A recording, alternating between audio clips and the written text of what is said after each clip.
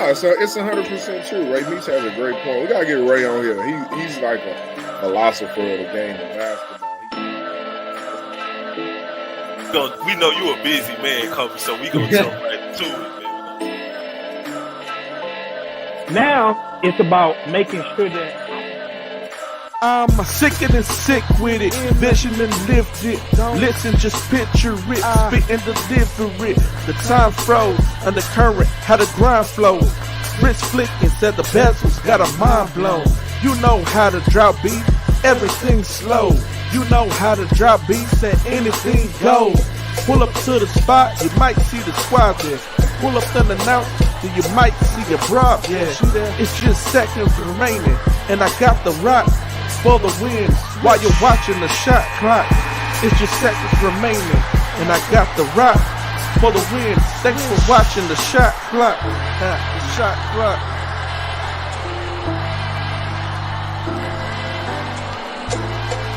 You catch the shot clock every Sunday from 7 p.m. to 9 p.m.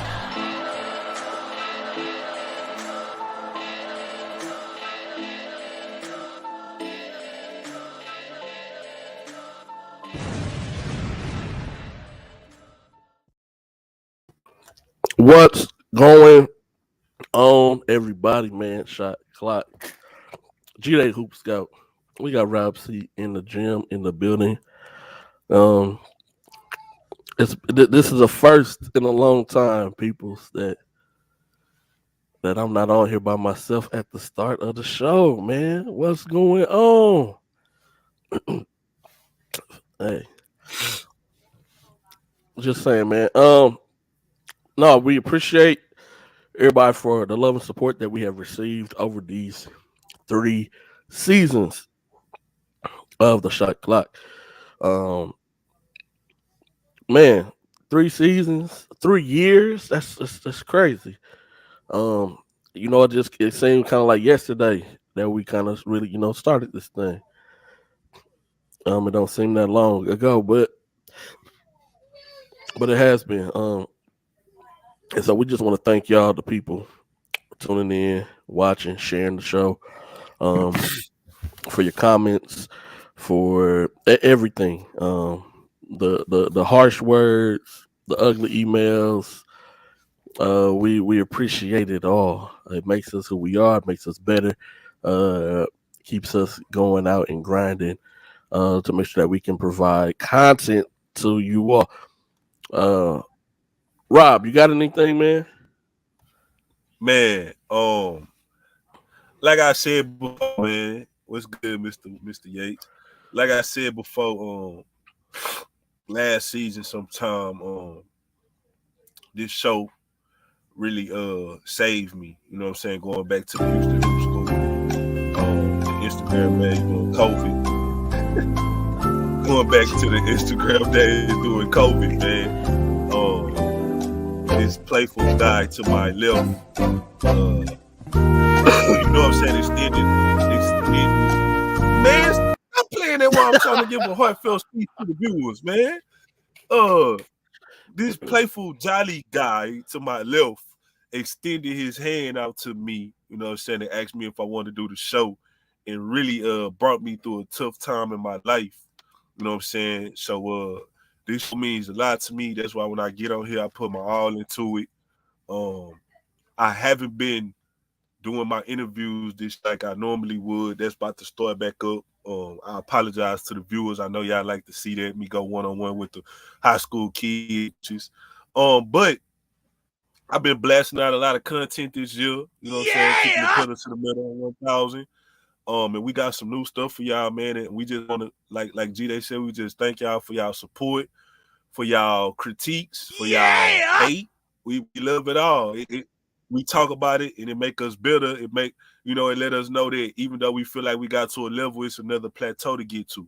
You know what I'm saying? Because it's somebody out there that's still not satisfied with the product, and it's always about getting 1% better with me every day. So I appreciate everybody I see, man, and everybody that continue to support us, man. That's why we go out and do what we do. It's not for us, it's for y'all, man. What's going on, Mr. Little? What's going on, Miss Smith? What's going on, Big West? Um, yeah, we appreciate y'all, man. We got the plugs of all plugs joining us right now. What's going I on? apologize, G Day. You actually sent it. My email server that I use restarted, so I apologize. Oh no, you good, man. My bad. You all right, man. I thought I We was getting here, we out. live, man.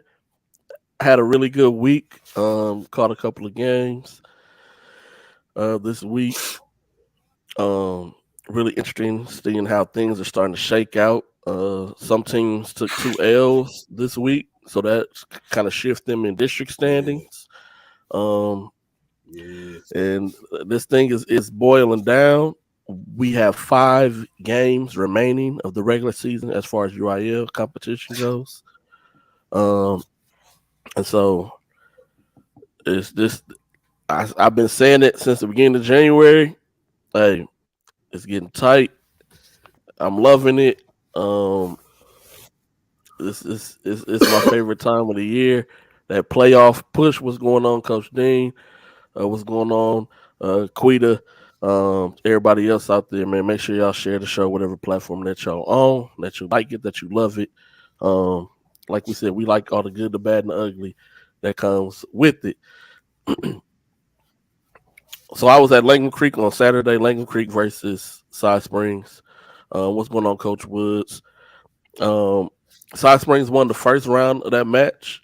They also came. They also won the second round in the district, second round of district of that match as well. Langham Creek jumped out on them really early though. Had a really solid lead.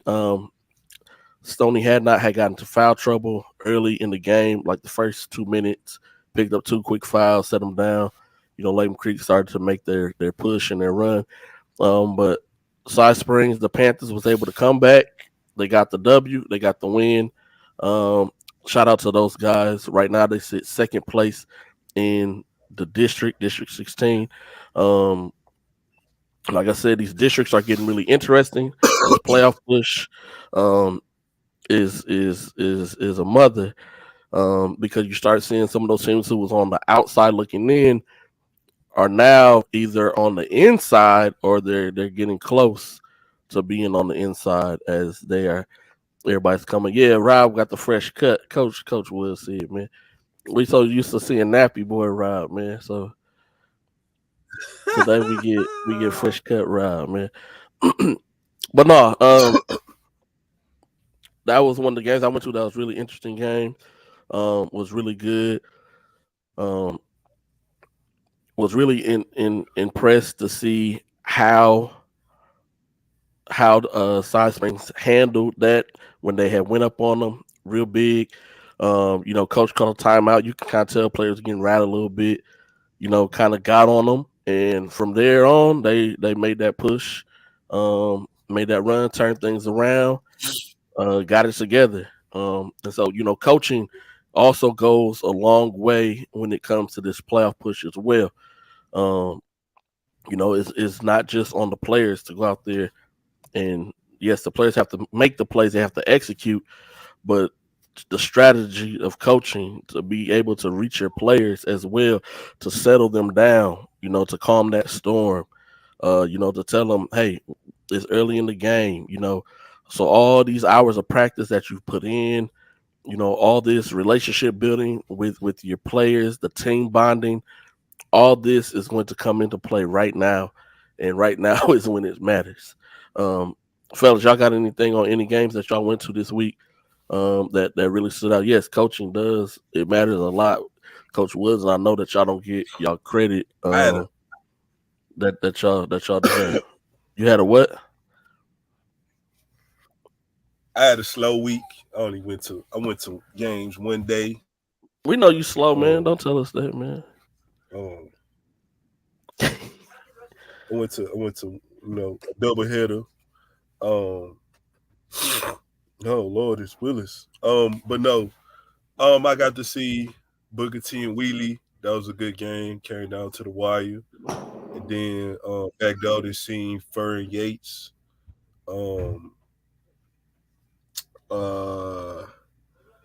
Fur took that game, and that brings it up to We finna have round 2 of Booker T and Fur Saturday at 4 p.m. at the Pavilion. That first game was a 1-point game, so I'll be there. Some kid T kind of got at me and killed my favorite team, I guess, because we got Fur ranked #1 now. Y'all can imagine who on Booker T was talking noise to me. But I also want to give a shout out. We was talking about coaching. I want to give a shout out to Albert Thomas. He picked up his 500th career victory for El Paso. So he was there when Coach Courtney did 700.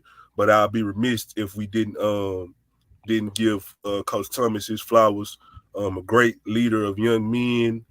Doesn't get a lot of credit for his strategic way of coaching. I personally seen Elkins. I've never seen him yell out loud before, and he's had a lot of characters on his teams. You know what I'm saying? But I've never seen him get flustered or yell. He's a great tacticianer of basketball, a great strategist, quiet, and calm. Man, you know what I'm saying? If I had a son that played basketball, he'll be top dudes that I want to coach my. I just want to give a shout out to Coach Thomas. But yeah, man, this playoff thing getting real tight, Clements starting to make a run. I know we're gonna talk about it later, G-Day, but Clements starting to make that push. They was one of the teams that I had highlighted in my head from last week when we was talking about teams that could, you know what I'm saying, be in 6th or 7th place and then put it together and make a run. If they get a second, third seed, they real scary.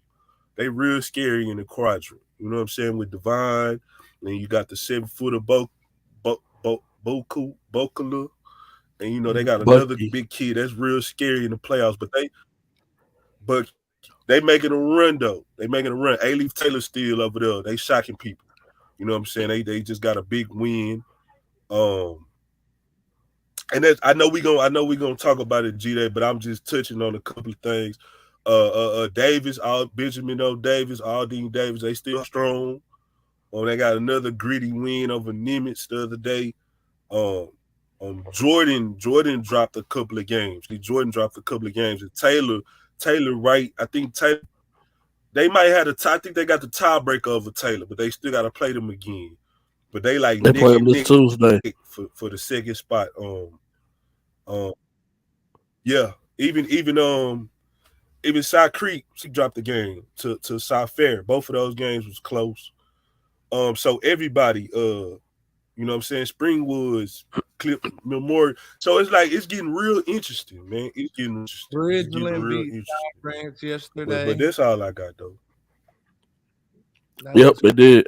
Yeah, they did. Bridgeland beat Siren. That district is crazy. Because Lango Creek took over the first spot, then they dropped the next 2 games this week.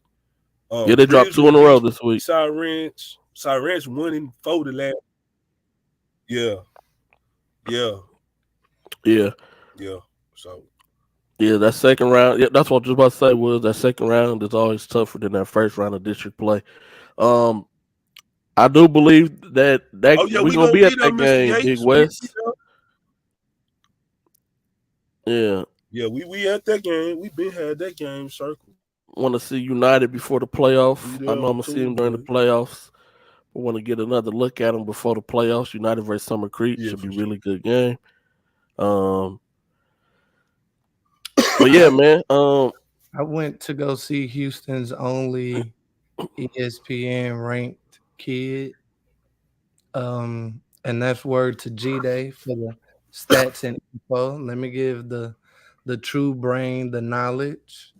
All I did was record it. He gave me the key information. So am I wrong, G-Day? Sebastian Williams Adams is the only ESPN ranked kid in the city. Yeah, in his class. Yes. So appreciate that information. Got to see him play against a very, very tough and gritty and chippy Houston Christian team. Everybody knows about the stars at Houston Christian. I was really, really impressed with Chris Adlam. Rob had been talking about him 4, 5, 6 times. So pretty much, and this is just a testament to what how we help each other because they played in the same game, but two different issues, two different teams, two different things, and really got a good game. Chris Adlam, like he really, really stepped up to the occasion. Carter Siegler, and of course Montana Wheeler. He writes that shit. But also, like I get it. Sebastian plays at St. John's, which doesn't have the prettiest of records. He competes. He didn't give up not one possession in that game. He competed the whole game. And we talk about kids competing and being Hollywood and being he could have mentally checked out, could have subbed out, could have got some bullshit fouls. No, he just competed. And that's a lot of what we need to highlight more because kids that compete get everything that they deserve. And then my second game of the week I'm gonna highlight is UT versus OU. Girls. I actually got to catch up with a unicorn that I actually started in this business in. It was a blessing to see it full circle. And me growing up as a UT fan, that Red River rivalry is just something my granny instilled in me that you should always wear orange and never maroon. Now that I do what I do now, it doesn't really matter because I got kids on both sides. The crazy part is like shout out Cooper, shout out Kirsten Johnson that played for y'all know somebody that got a kid on OU. Mr. Scott daughter, Aaron Scott, little older sister. Older sister. She gets buckets up there too. So it's kids with relations on both sides. So now I can't just, cheer for the burnt orange specifically and exclusively. Got to be a pro, and I'm a pro, just in case y'all didn't know that. It was a great experience at the Moody Center. Like facilities were top notch. Hey, that y'all think that McDonald's that invitational? Hey man, give me a shirt. As you see, I rep with it. If schools listen to Katie Taylor, sometimes schools be giving me t-shirts. If I pull up on y'all, Jake Arnold's mom, huh? No, this the new one. This shit one. So if I pull up on the game and y'all got shirts, towels, whatever, I got a Katie Jordan towel. I got a straight Jesuit little bell thing. Hey man, I'll love the support, man, and wear it on the show, man. So, me too. I like free stuff. For sure. I like free stuff. I wear medium, size 12, just in case y'all need to know. Hey, Coach Woods, if you go hit on my guy Curtis Scipio at Second Baptist, he been calling me Snap Pack for a while now. So that's been the nickname. Forever. Man, Coach Watson, we glad that you were able to watch the show live tonight, man. That your schedule was freed up for you to be able to watch it live. So yeah, if y'all can get to that new University of Texas Stadium, it's really, really dope. I wish they would do steak there. Miss Smith, but I get over here. Well, you gotta used to do it. I know they used to, but I'm saying now that it's newly built. They used to play at the Irwin Center. Yeah, and then I also know that South by Southwest is the same they do weekend the though. Relays. Yeah, they do the Texas relays and South by Southwest around that time. Well, one of them, and they was jacking the hotel prices up astronomically. So yeah, no, that's South by Southwest weekend. Okay, yeah, you're right. But man, when it was at the Irwin Center though, it was live. Not taking it away from the Alamo Dome, but it was live when it was at the Irwin Center though. Bring back basketball gyms for state. How about that? Let's make that. Hey, UIL, put them kids in a gym. Stop letting them shoot into the open space. You're doing everybody a disservice. Hey man, we done seen some good games in the Alamo Dome, man. We done seen Yeah, but I'm tired of seeing what that game good was. shooting teams go 0 for 37 because the depth perception they messed them up. That boy was. I'm tired of that. Hey, I ain't gonna lie though. Well, Oh my bad. Go ahead, Willis. Go ahead. no, I was just going to input on what y'all talk about the games. I did go to the Katie Jordan and Seven Lakes game this week. I was in there. I really liked it. It was standing ovation. They had to close the doors. They wouldn't even let people in. Probably about like 5 minutes before tip off, they stopped letting people into the game because it was so packed. Really good game. A lot of energy. Just one of them great atmospheres that you can see in high school, especially between that Katy district and things like that, between Katy Jordan and Seven Lakes. I like to blame myself for that rival because I was talking earlier about the Seven Lakes and Katy Jordan situation. So, but it was a really good game. Really, Bates played good, Nas played good. Jaden Hall really played good. Hall looked real good in that game. He was going at the guards on the other side. I also was at the Lehman Creek South Spring game Saturday. My guy G-Day was there. That was another good game. I got to piggyback what Rob said because I did say at the beginning, like that district with all those guys, South Springs, South Ranch, Lehman Creek, all those guys, you don't know this year. There's no just for sure situation on that side, especially when you had what's called fighting injuries on early on at South Ranch with what's called fighting injuries, so that kind of changed some things. I think Jalen early Bernard. on for them. Jalen Bernard, He just dropped 41 points, broke the school record. Yeah, so I think that changed a lot with that side of the basketball. Side Woods is still, winning some games with really no big time, just dudes. But that Cypress district is always tough, man. Even the other side with Side Creek, nobody thought Memorial was going to be that good this year. Coach Lay is a really good coach. Always get the best out of his guys and things like that.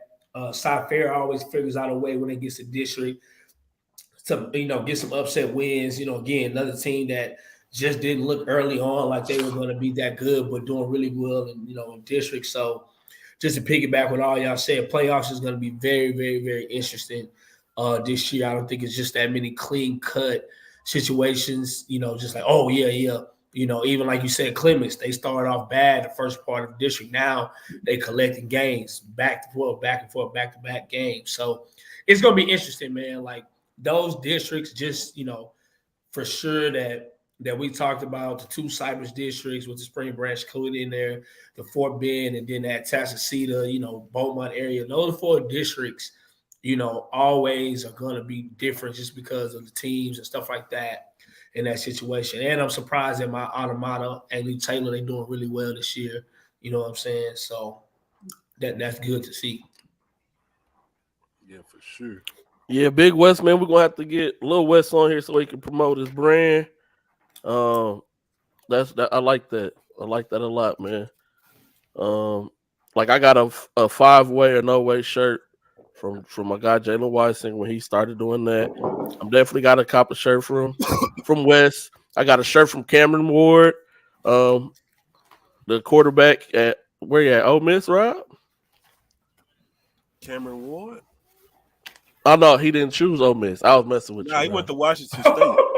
I was messing with you. I ain't worried about it. Shout out to Cam Ward, man. Cam Ward was shout out to Mr. Ward, man. But nah, so I like to support the kids, especially when those kids have supported me on video side of things. So I want to throw that out there. Mr. Yates can attest to this. He has paid for West mix tapes. And if he's a top 100 player who can pay for his mixes, all y'all other non-top 100, no stars, can pay for y'all mixes. Top 50 just saying. I support those who support me, man. Invigorate. I support those who support me. So definitely copping some West gear. And so, yeah, definitely. Yeah, remember we rocking on the show. Like I do with my guy Alpha Flex, man. Hey, Mr. Yates, bring a beanie Tuesday. I guess we having a house party at Summer Creek. Everybody in the building? Coach Coleman, man. Yeah, I gotta go do a freshman game. Taylor and Jordan, that's the two top freshman teams in that district. Both coaches have asked me to come watch. So I'm going to watch Taylor versus Jordan freshman game. I'm hitting the road to go check out Summer Creek United on Tuesday. So I'll definitely be in the building. Yeah, for sure. I think that one gonna be VIP jam packed. Oh, I'll be VIP, man. Hey, you know what? They may not let me in. I might have to buy a ticket. Coach Coleman. I might have to buy a ticket. Coach Coleman, Hey, man. Y'all don't know the last 3 weeks I done had out there in the Humble ISD district. They fed up to me. They are fed. Hey, quick little story though. You know what I'm saying? Coach Coleman, I went to go see them at the McDonald's tournament, right?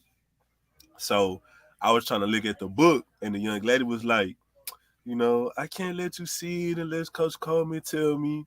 So when Coach Coleman came back, I say, Coach, I was messing with her though. I say, Coach, your assistant, she won't let me see the book. Coach Coleman said, whatever her name was, I'm sorry, I don't remember her name. She said, young lady, you see this guy right here? This is my friend. So henceforth and forevermore, when he want to see the book, you open it up, okay? All right. So that's my guy, man. So I know Coach Coleman gonna be looking out for your boy on Tuesday, man. Looking out for all of us. Coach Coleman, let everybody in, man. We coming to do some write-ups, some videos. The only reason I ain't getting arrested 2 weeks ago, bro. Hey, you know the meme with the dude calling on the phone that be on Twitter with the little African dude with his arm? Like, that was me. Are you at the school? Like, bro. But, you know, hopefully now me and that dude are on good terms. Because, you know, he definitely got the Humble ISD police on me. Sure. Yeah, Mr. Little, I know it's a drive, but one thing about me, I'll drive for hoop, man. I'll travel the world. For sure, man. We watch basketball. But that's me, man. Before we get into all the standings and all that, I had a couple of things that I want to ask y'all. So, what are some of the best basketball nicknames? King James. King James is that's kind of like Magic Johnson. Like, you know, like a Earl the Pearl. Like that's a tight name, bro. The Iceman. I was a big Pistol Pete Maravich kid. Yeah, half man, half amazing. Half man, half amazing. Okay, you going N1. Yeah. No, but what was Vince Carter? Vince Carter's was what? When it was he half man, half amazing too? Yeah. It was so this the quick story. So Kenny Smith did steal it from Anthony Haywood, who was on the N1 tour. Exactly. But yes, they did call this Carter, Okay. Yeah, I thought y'all like Agent Zero. Agent Zero, that's a good one. I forgot about that. Yeah, sir. That was a good one. Big shot. There you go. Yep. Dominique Wilkins was what? He got put out highlight film the other day, though. The human highlight film. Human highlight film. Yeah. That was a good one. Yeah. I mean, I ain't gonna lie. KG's was very unique. The big ticket, like that was unique. Just, you know what I'm saying? Yeah, that was different. Yeah. That was different. Man, Shaq had about 30 nicknames, didn't he? Diesel. Still got some. Still got them. The big Aristotle. Shaq. The big Shaq Rock. Yeah. Yeah. Hey, I like Bates, the glove. Gary Payton. Gary Payton, the glove. Yeah. It fit too. That don't count, Woods. That started. Yeah, we that's why I said like King James. Yeah, Michael Jordan was Air Jordan. His airness, like Who was the microwave? Ooh, that's a good one. The microwave. Vinny Who was that? Johnson. Huh? The microwave? I don't know You said who that was. I would have to look that The up. microwave is Vinny. The microwave is Vinny Johnson from Detroit Pistons. Okay. Yeah, and Vinny the microwave Johnson. The worm. Yeah, the worm. The worm. Who else you had? You had Big Dog Nate Robinson. Yeah. I mean, Greek. Mr. Vinny's. I know. I'm with the old school. I'm with the 80s. Greek the Freak is still a good Hey, one. we can't mention the mailman on here. Hipper. Hipper. Can't mention him. He gotta go. Hey, bro, you gotta stop, bro. We could go to White Chocolate or Grandmama Larry Johnson. Yeah, I like Larry Johnson, man. Yeah, Larry Johnson was a good one. Is Double Chuck really a nickname, or is that a real name? That's not no nickname. That might have been Allen Iverson's real name. Like, that might be his middle name. I was gonna say that the answer was a good name. Yeah. So Dream. Hey, you know what? You know what? Yeah, One that's good. Yeah, we gotta say the Dream. You know which one is good, but he ain't really like that. But it fit him though. They call Rudy Gobert the Stifle Tower. That's a they good don't one. call him that, Rob. Don't tell nobody Yes, that. they do. They don't call him that.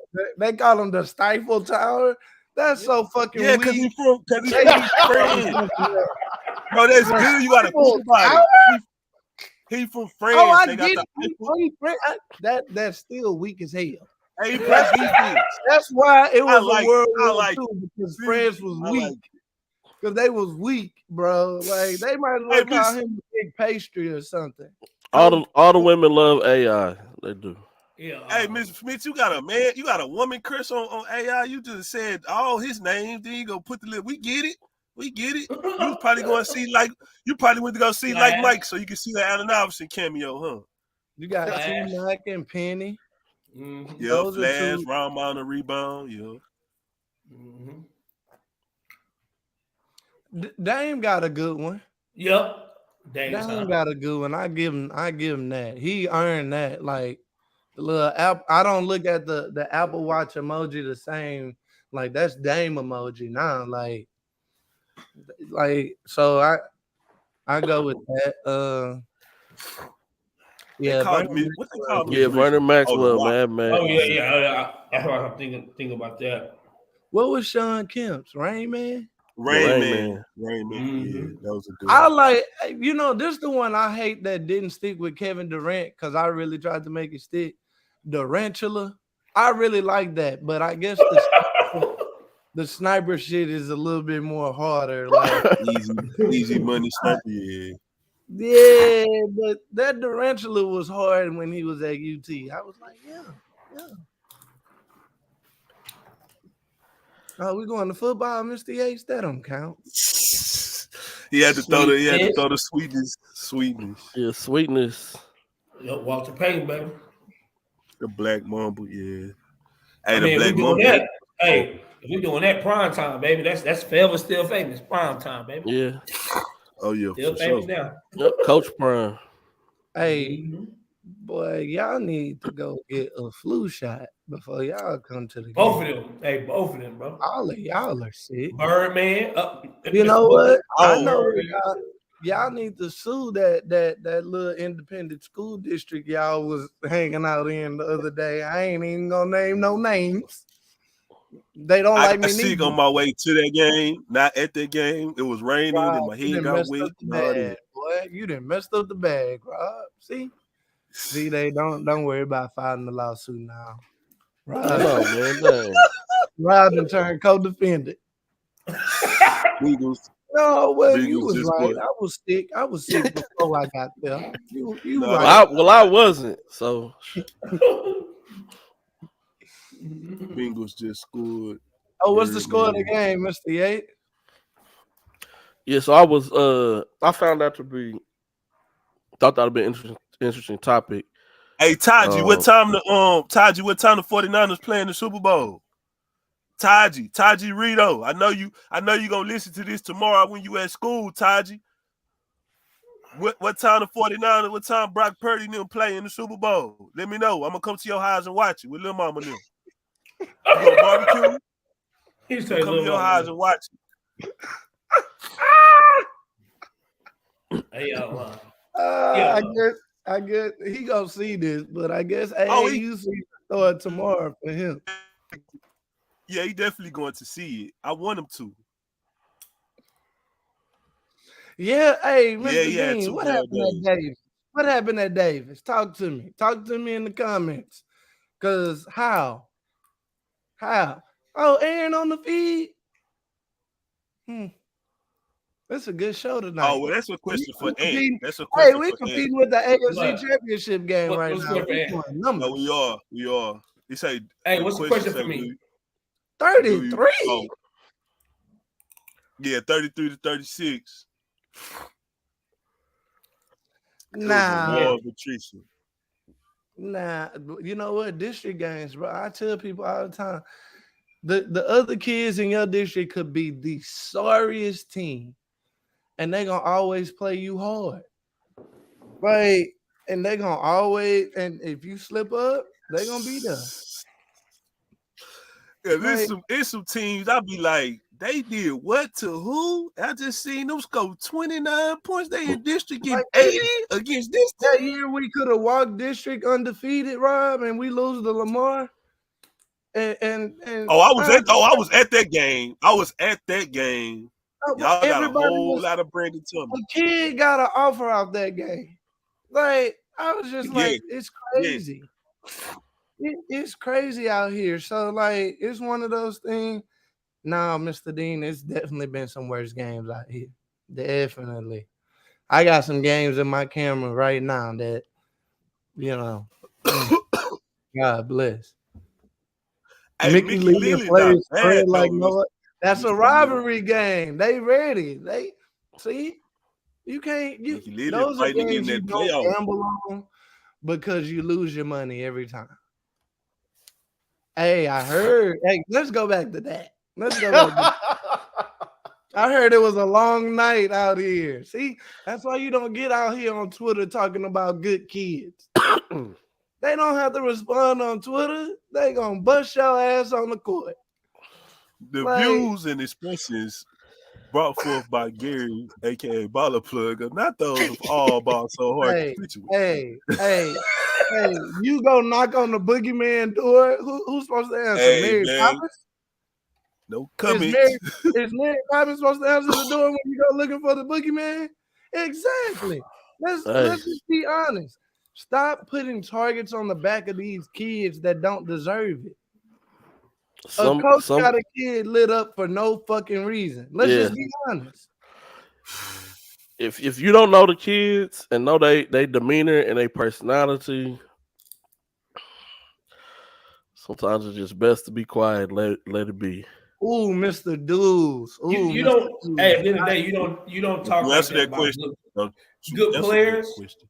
Good players. Period. Like that's just how it goes. Like when they have a bad game and you point it out, it's like okay, bet. Next time, okay, bet. I'm finna bust you. Like that's just how it goes, man. I mean, it happens. It happens. Before we get to that, Mr. Deuce, all right. So, do you let your captain or your team leader call plays during tight situations in games? I don't know. I do. Who the coach? I do. You the coach. I do. Oh yeah, I trust my kids. If I'm the coach, I don't trust a lot of these coaches. And it doesn't matter high school, summer basketball. It doesn't really matter. It's just sometimes you gotta let kids be kids, and kids not gonna learn until they sink or swim on their own. So you gotta be like, hey, what did you see? Why did you call that? Okay, so now when the play broke down, what happened? What could you have done better? Or if you did make the right play, way to go, good job. Like, but you can't micromanage the game. Like, I can only get you. I used to tell my kids all the time, if I get you within 6 or 8 points in the last 2 minutes of the game, I did my job as a coach. The last 2 minutes on you. It's fight or flight. Like, I did my job as a coach. I didn't let it get too out of hand. I controlled the ebbs and the flows of the game. I made sure nobody fouled out. I still got 2 timeouts for you. Go play fucking basketball.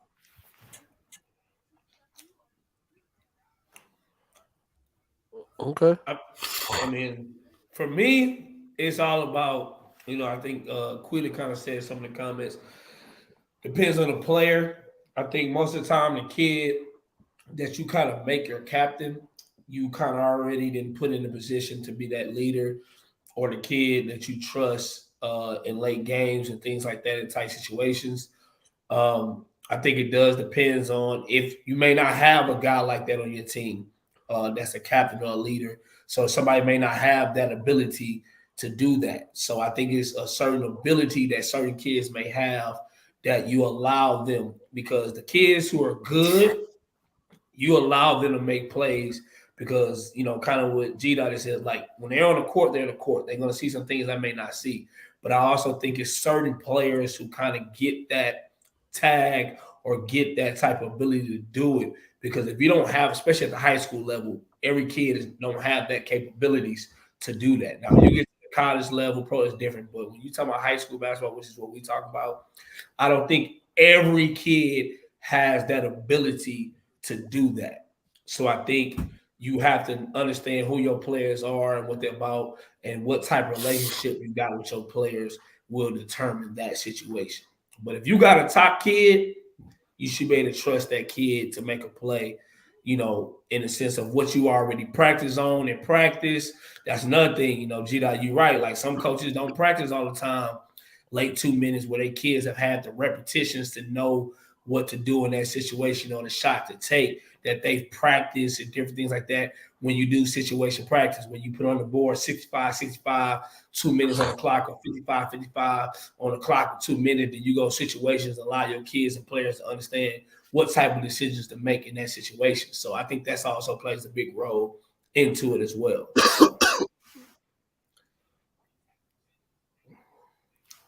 All right. No right or wrong answers, man. I just want to pick some brains today. I definitely when I coach let my point guard call the plays. Throughout the game, pretty much the whole game. I mean, that's what practice was for me to instill it in you. Now on substitutions, like we would have that conversation on what you seen, the mistakes that was made. You should have did this instead of this in this situation. You should have recognized that they was running the zone. You should have recognized that they was playing help side, that they were, crowding the paint, like, things like that. You have to be able to recognize that. But sometimes as a coach, you have to learn how to trust in the kids that you have. And the reason why I brought it up is because there's lots of this week I've seen maybe 2 games out of the 4 that I went to where the coach kind of took over the situation, and rightfully so, but the coach ended up making the situation a little bit worse than what it already was. And so that's why I just wanted to pose and ask this question, just to get y'all feedback and everybody else in the comments feedback also. Hey, Coach Woods, you talking about Sasser? You talking about Sasser? Jerry Sasser? Yeah, I like Sasser. Sasser crafty, boy. Hey, Sasser got the little hot sauce in his bottle. And should be somewhere in the top 30 of sophomores. Yeah, he nice. I like him a lot.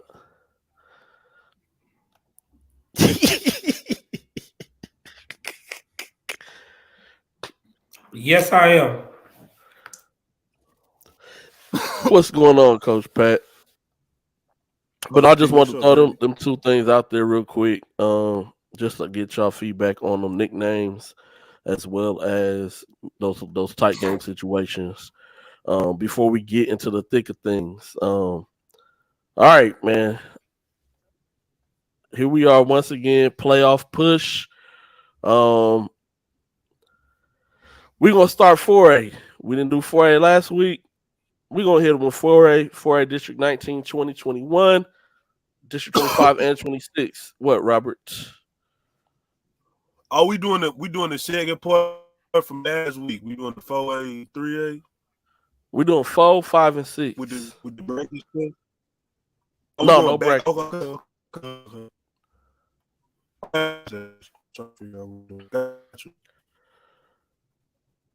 So currently, right now, District 19 4A, you got Silsby sitting at number 1, Lumberton at number 2, Little Cypress, Mauriceville is at number 3, and Bridge City is currently sitting at number 4, with Jasper on the outside looking in.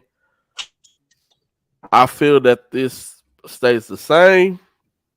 Maybe Jasper gets that final spot over Bridge City, but I feel these 4, Silsby, Lumberton, Little Cypress, and Bridge City are the 4 that make it in from District 19. Fellas, y'all got any takes on this? Nah, I think this stay the same. I like this. Yeah, it ain't gonna be a bunch of movement right here. Moving over to District 20 of 4A. We just had Hardin Jefferson and Hampshire Fournette play. Hardin Jefferson got the W in that game. Hardin Jefferson sits in first place this is the end of their first round of district. Hampshire Fournette is sitting in second place. I can see that going the opposite way the second time, and it's the last game of the season as well. So if Hampshire Fournette runs the table like they did the first half, and so does Hardin Jefferson, and they both meet up for the last game of the season on a Tuesday, and Hampshire Fournette wins, they're going to turn around and play on Friday again to see who gets the first and second seed for the playoffs.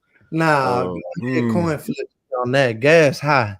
Gas, nah, they playing it. Gas 319 out there. When you get out there and away from the city, it don't get cheaper. It get more expensive. Like, bro, I'm not finna turn around to go play for a 1 or a 2, and I know matter of fact, don't even coin flip me. Give me the 2 spot, and we're gonna go play basketball. That's too much. Okay, that's I'm playing that game, man. I hate that. I don't know. You playing that game? All right, right. How many times we seen people play that game and then something happened? No, I will say this though. I hate that HISD don't play those games. They just coin flip. I hate that. I hate it. Yeah, they're gonna play. They're gonna play for that first and second seed. It depends on what side of the bracket you're gonna be on. You don't. So second or third seed, you'll run into Silsby second round, second or third round. 1 seed, you'll be on the opposite side. So are we saying we ducking? Look, no, I'm just saying we just want the easier route for the right. playoffs. So most teams are going to want the easier route to get there. I got you. Then you got Huffman Hargrave, Liberty, Livingston, and Splendor. Splendor started out the season really hot. It was like 15-2. They are on like a what's that? A 10-game losing streak right now. Yeah. But they started off really hot, and I don't know what happened. I don't know what happened over there. But 10-game losing streak, 5 of them being district play. I think this stays the same though. These 4, Hardin Jefferson, Hampshire Fournette, Huffman Hargrave, and Liberty. I think those stay the 4. I don't think there's no movement or no change in that. Going on to 21 4A, which has been a really interesting and fun district so far. This is the HISD 4A district. You got First sitting at number 1, Booker T at number 2, Mickey Leland right now sitting at number 3, Yates at number 4, Wheatley at number 5, with Worthing still also right there at number 6. Man, y'all boys cover more HISD games than HISD. That's crazy.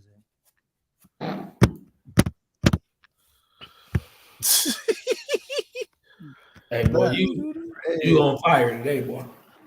It's crazy. It's amazing, you know. So you got Fur versus Booker T this Saturday at the Pavilion. The game is supposed to be. Little say he think he's supposed to be at. He say he think he changed the game to 8:30. Yeah, I seen that, but as of right now, it's 4. So we're gonna stay. That is still 4 o'clock game. Okay. Um, this Saturday, Fur versus Booker T. Fur wins. They win district outright. Fur loses. Booker T gets it, but like y'all said earlier, HISD always does coin flip, so it'll just be a coin flip for the first or second place Now that is bad. If in, that between them two teams, that's bad. in the district. No, my Mickey thing Leland. is if Yates and Wheatley. Oh no, I'm sorry. Go ahead, G-Day. My bad. Go ahead. No, I was just saying Mickey Leland is having a really solid season. We thought last year with them, losing like Morgan and the other kid, we wasn't expecting for them to be in a position that they are right now. So shout out to that's the coach from Clear Falls brother, right? Yeah, Coach Shelvin. Yep. Yeah. So shout out to the other coach Shelvin Yep. over at Mickey Leland, who's getting things done. All right, go ahead, Rob. Nah. So this is what I want to see. If somebody get tied for 4th in HISD, would they not play that playing game? I don't know how they'll do that. That's what I'm saying. Like that that's crazy. You gonna take my senior season and put it in a flip of a coin? Come on, man. Yeah. I don't know. Is there any for some reason? Is there any way Wisconsin can have all the same record? No, still like Wheatley. How many more games are left in between this district? With Worthing, Wheatley, and Yates being so close. Well, Wheatley has played Fur and Booker T twice already. Yeah. I don't know. Yates twice yet? I don't know if they play Yates twice yet. I don't think they play Yates twice. I'll have to go look. Same thing with Mickey Leland. Like Mickey Leland hasn't played everybody twice yet in district. And so Mickey Leland has the tougher part of their schedule coming up. Everybody has either 5 or 6 games left in the regular season. So it'll be really interesting next week to see where everybody is sitting in the standings of this district. Yeah, Mickey Leland play on. So Mickey Leland and Fur play on Monday. Yeah, that'll be their second meeting. Okay. Yeah. Got you. Yeah, because Wheatley just beat Worthing yesterday, 88-62. So they say actually 6-5 on district. And then they play Yates the second to the last game of the season. But Wheatley finna play Scarborough, Cashmere, and North Forest. So they got easier schedule to close out the season. And then they play Yates the last game. Yeah. The second to the last game. So they got Scarborough, Cashmere, Yates, then North Forest. So 3 of their 4 games is against the last 3 teams in the district. So Wheatley, if they take care of their business, they got an easier road than Mickey Leland do. I mean, I'm sorry, than Yates do. Yeah, because Mickey Leland only play Fur, and then they got Cashmere, Washington, Worthing, and then Yates. So that's gonna be tough too for Mickey Leland. They got to play Fur, Booker T, and Yates on their last couple games. Yeah. So this is going to get interesting. It's going to be fun to see how this shapes out to be. This district, it's going to be really interesting. District 25 going over to region. Y'all think it's stay the same, or y'all think we gonna leave? I don't know. I feel that that's gonna be tough. I think Wheatley can squeak away with it just because watching them play against Fur and how they competed, and then watching them how they competed with Booker T as well. Yeah, I think that they will have a better shot if they play the same exact way that they played those games. That game against Mickey Leland was close too. Yeah, I feel if they could close out the season, the way that they played those 2 games though against Fur and Wheatley, and they played them back. I mean, Fur and Booker T, and they had played them back to back games. Going to overtime with Fur and then playing Booker T really close. If they play that way, then I'll give it to Wheatley. Hey, But still, I mean, Mickey Leland could drop the rest of their games, and then it still be Fur and Wheatley who make it in. G-Day, when did you update for the rankings for that group? When did you do that? The rankings are the edit. The right, because right now they got Wheatley at 4.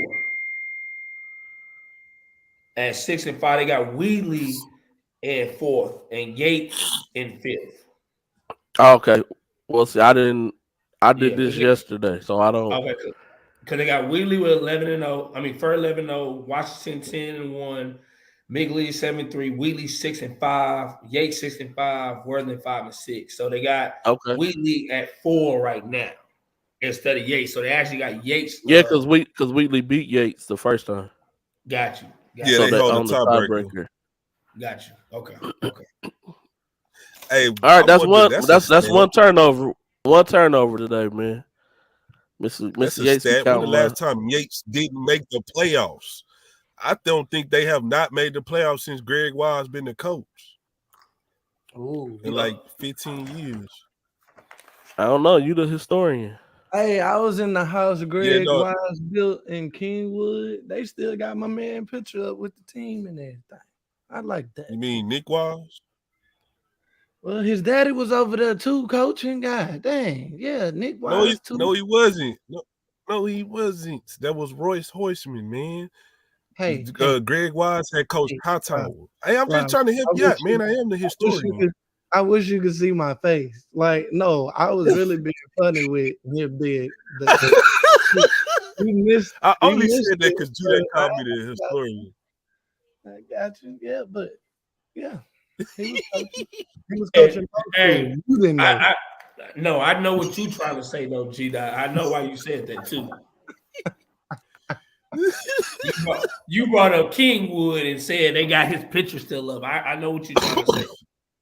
No, I mean, when you walk in the gyms now, they don't really have a whole lot of remembrance to older teams and stuff like that because it'd be new. They better. Them went to the state championship 3 years in a row. They better. Yes, G-Day. Kingwood went to state championship 3 years in a row. Yes, they did. That's crazy. Navasota girls are good and Navasota boys are struggling. It's interesting to see like correlations of small towns, girls and boys programs. Like Royal girls, they're good. Royal boys, man, it's interesting. To my knowledge, yes. Coach Wise is still coaching the girls at Yates also. Jeez, he pulling double duty?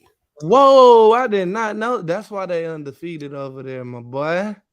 Yeah, he's coaching boys and girls.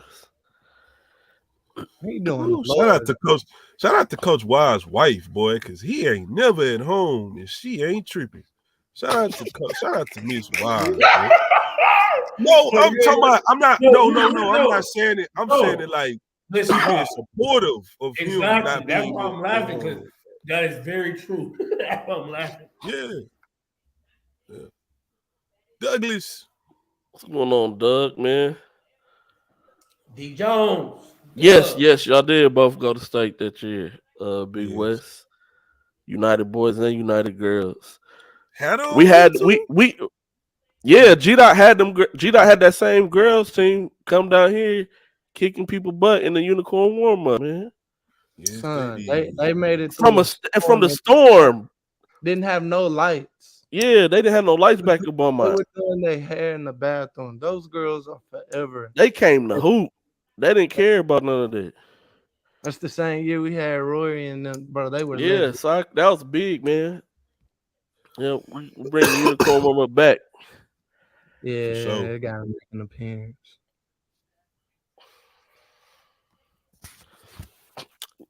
Oh yeah, we trying to be big time, Woods, man. But no, El Campo sitting at number 1. You got Roy number 2, Navasota number 3, Wharton, and Belleville is tied for that 4th spot with Needville and Sealy coming in, and 6th and 7th. I feel the first 3 stay the same, but I think Belleville will end up getting in over Wharton.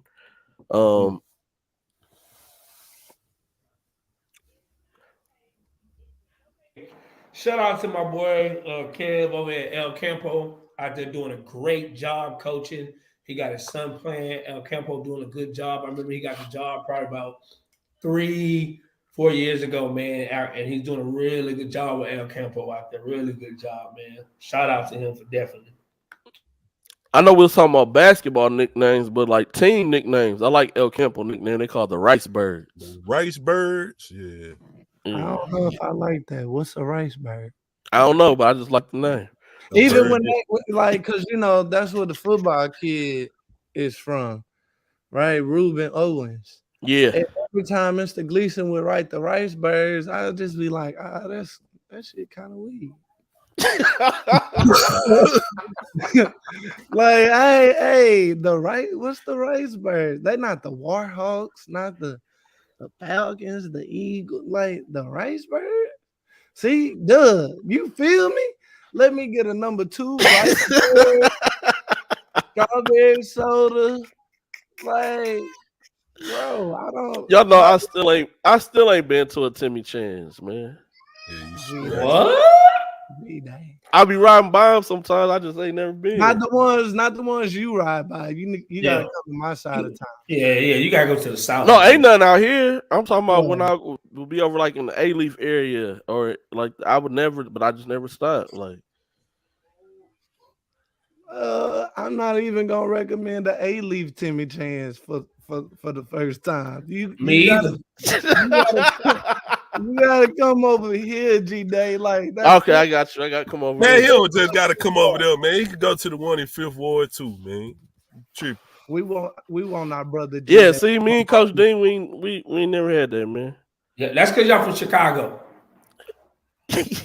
Oh, He you says, know don't what? go unless it's on 610. And Dean, I'll buy you some Timmy Chance. You buy me some Harold's and stand in that line for you, boy. I got you.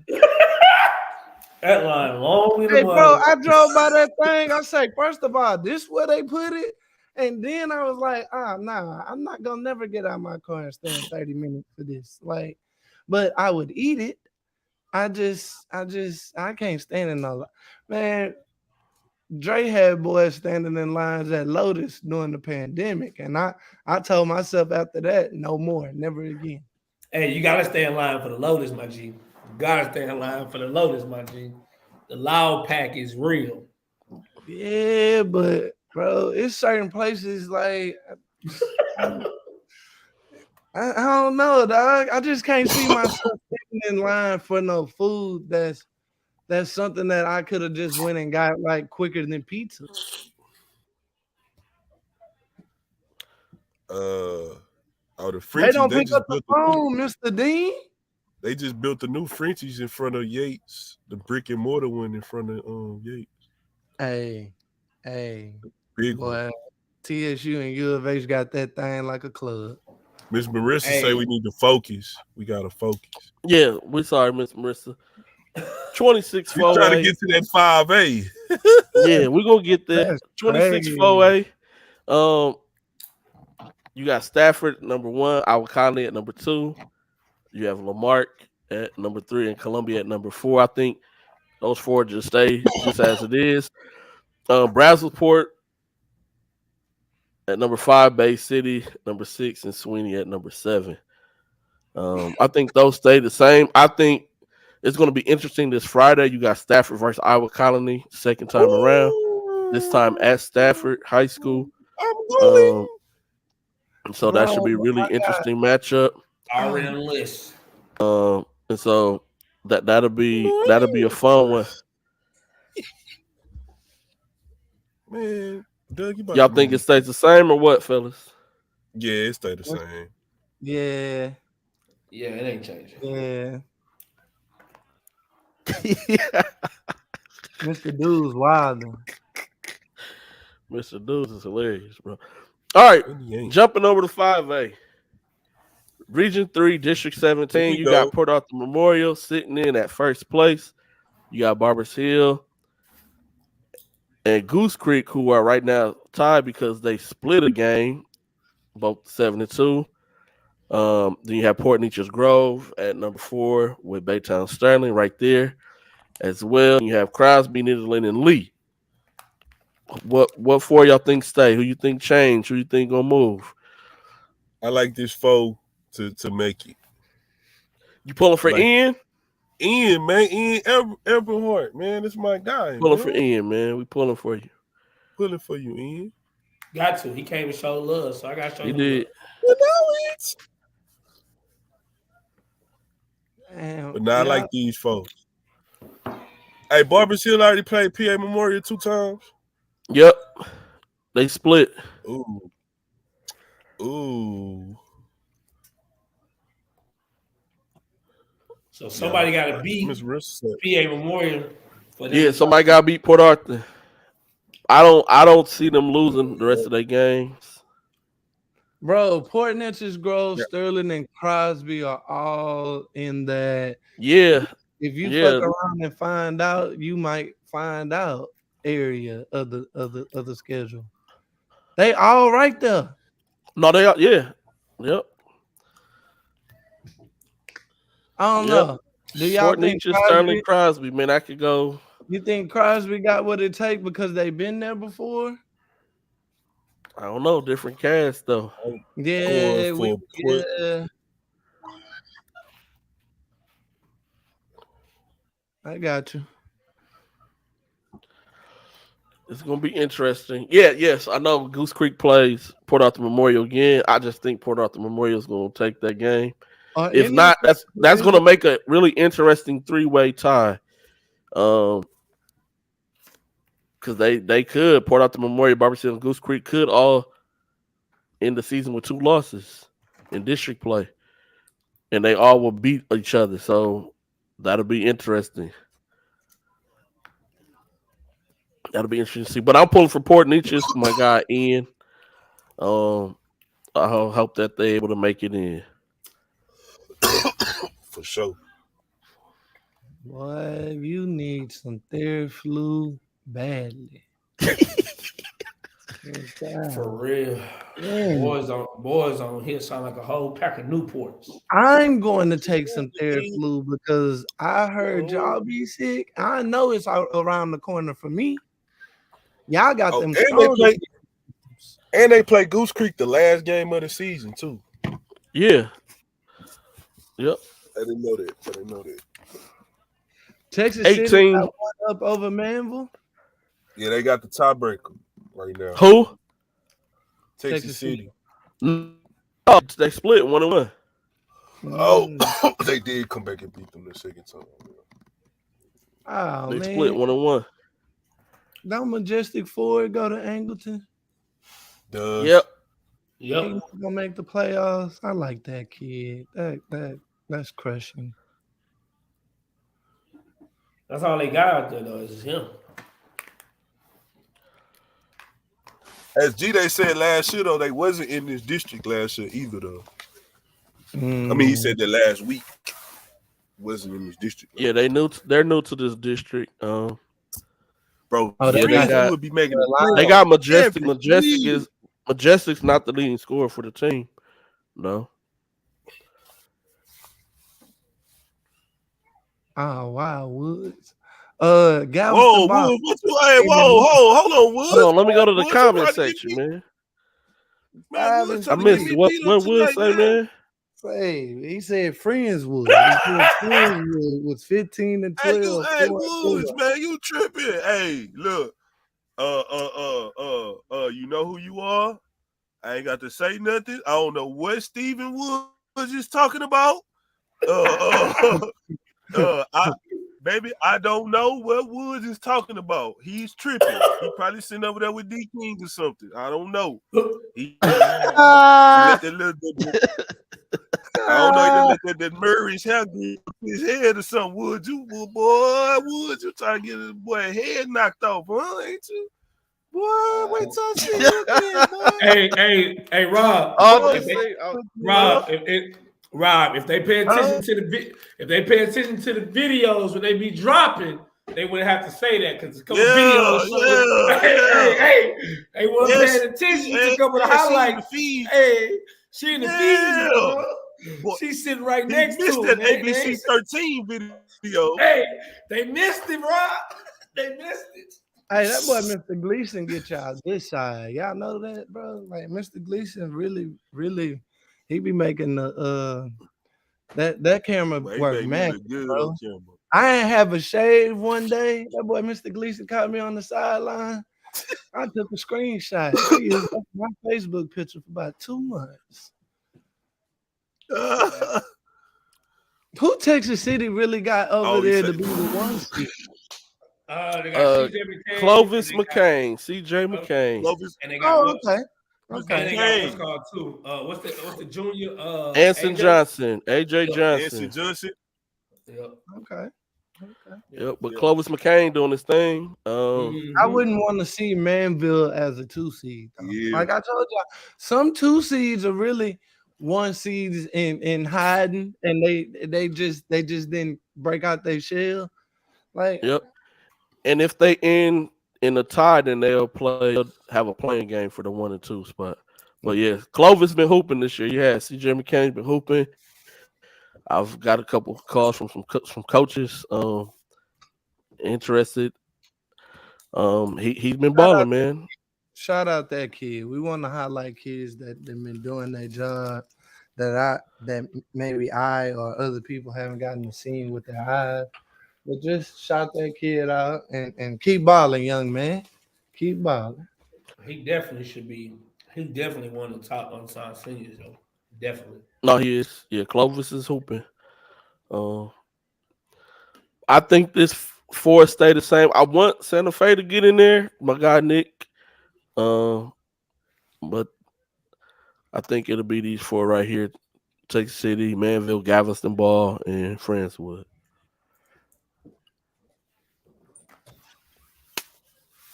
Bro, Friends will be making the playoffs every year with mostly football players.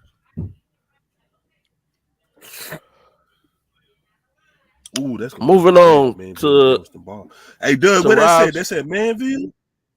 Moving on to Rod's favorite district. They should cut y'all a check for covering these teams. Millby will probably make the playoffs. They just beat Waltrip the other day, so I think they'll squeeze in there. I haven't got a chance to see Sharpstown play yet, but Madison definitely, yeah. So I think that'll change. That 4 change. So Milby and Waltrip, even if they tie, they split. Yeah. So I would be interested to see if they can't do it. They can't do a coin flip for the 4th spot. No. They gotta play it, man. I know HISD always does coin flip when somebody ties, but for that 4th spot, you gotta play that. Bro, Yep. wait, Milby got a fucking play in game? Oh wow. Just as of right now. What wild trip got over there? Oh, Just I ain't gonna lie to you. As of right now. Waltrip got a sophomore. I think he's a sophomore, light-skinned kid. He can shoot the ball. He can shoot. Like I'm talking about. I've watched him play. I watched Milby and Waltrip play both times, and that kid can really shoot the ball. They got some young. You doing the Lord's work? They need to cut you a check too. They, You caught both games and like I get Yeah. it. Kitchen, you caught the Mr. Lou split. say, "What's your beef?" and then just Gary, they got a Mr. bunch Little of- say, "What's your young beef with guards. HISD?" Mr. Little, we don't that's a long soliloquy. He's new here. Huh? He's new here, huh? Yeah, we not. Yeah, we don't got enough It doesn't time. even matter. I don't even have a beef. I'm a proud graduate of HISD. There you go. Hey. They just need to pay people to cover their kids fairly and evenly, just like these other districts have. Mr. Science Wood, fair. Coach Woods, Hey, we just said. you know, I hate going to other districts and they got media teams for these kids, and not even at the main stadium, main field house. They got it at the kids' campuses. Like, I think HISD should be on the same level. But anyway, back to 195A.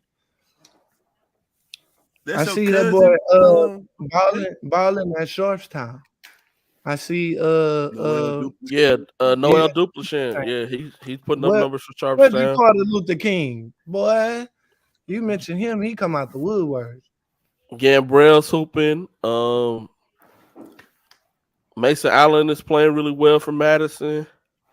He playing real good. I want to catch. Yes. I'm going to catch Sterling. Not that I want to. I'm going to catch Sterling. They're playing really tough, and they have a freshman over there who's really good as well. Definitely going to catch that game. I don't know. I want Milby to get in. I do. It's going to be interesting to see what happens if they tie. I just want to know that. Honestly, like, are they going to? They have to do a play. They can't coin flip that one. If somebody ties for fourth place. Sterling play Milby tomorrow. Ooh. Yeah, Sterling and Milby play tomorrow. That's crazy. Sterling is 10-1 and 10 minutes from my house. That's crazy. The last good kid they had at Sterling was that kid that played for Team Harden, the big fella. What was his name, Rob? Corey Dickerson. Nickerson. Yeah. That played for Milby? He played for Sterling. For Sterling.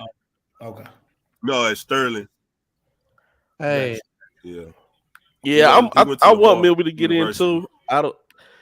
They not too far removed. Rob, why you stop, bro?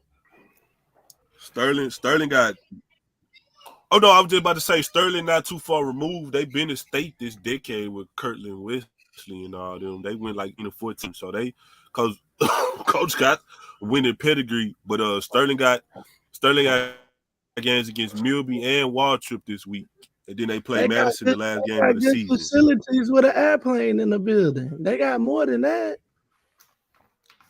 And they also you said it's an airplane inside the building? Because they're an aviation. Yeah, but I wanted to see Milby. Oh. And they placed an airplane inside when they rebuilt the building. Like that whole campus is new and nice.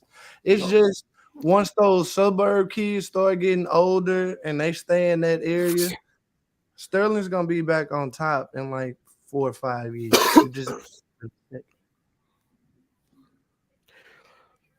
Yeah, I'm with you, Will, about the north side. Oh, that's a lot of buckets in the film. Hey, Mr. Yates, everybody your cousin when your son good. You know that? If you didn't know, Grayson was your second cousin on your granddaddy's side. Like, but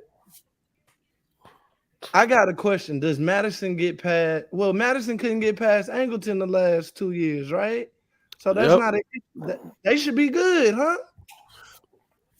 Well, if everything ends the way it is right now, they will play Kempner. Madison will play Kempner in the first round of playoffs. Wow. Kempner gonna make the playoffs for the first time in school history. Boy, you funny. I'm not being funny because look, okay, see, this is where you think this is not jokes. So me and Bobby had an interview queued up with the head coach last year at Kempner because we really thought that they was gonna make the playoffs and we was gonna do a nice little interview and proclaiming them first-time playoff winners. I mean, making it to the playoffs for the first time in program history. Sadly to say, they didn't get to make it last year. Yeah, they dropped the last two. Nah, I know. Now they look like they're gonna be in it. Yeah. That's what's up. Yep. They got a chance, man. Coach Woods left the district with Hightower. That kind of opened it up for him.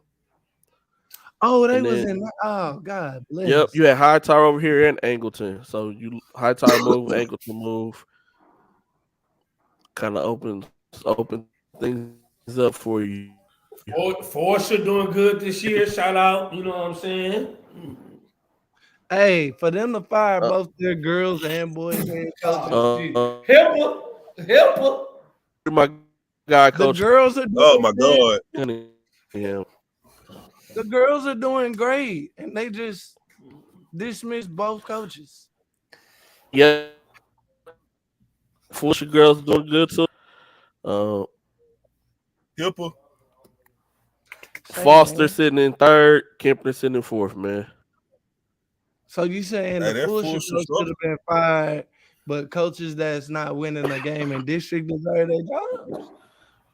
Oh, Well, this is right now, just like you were speaking of Kempner's history, this is their best record ever for Fulshire. Since they've been open. Crazy. See, that's why. See, that's good development. That's working inside, taking what you got. Like you gotta clap for shit like that, dog. I like that. hey, that Fulshire Sharpstown game got a potential to be a good first round game if that's who they play. Ooh, Noah I'm- Double Chain versus dang. these Toby kids are Prince will. forcing. Yeah. Toby Prince will. Yeah. Hmm. Y'all don't know who that is. Y'all need to go look him up.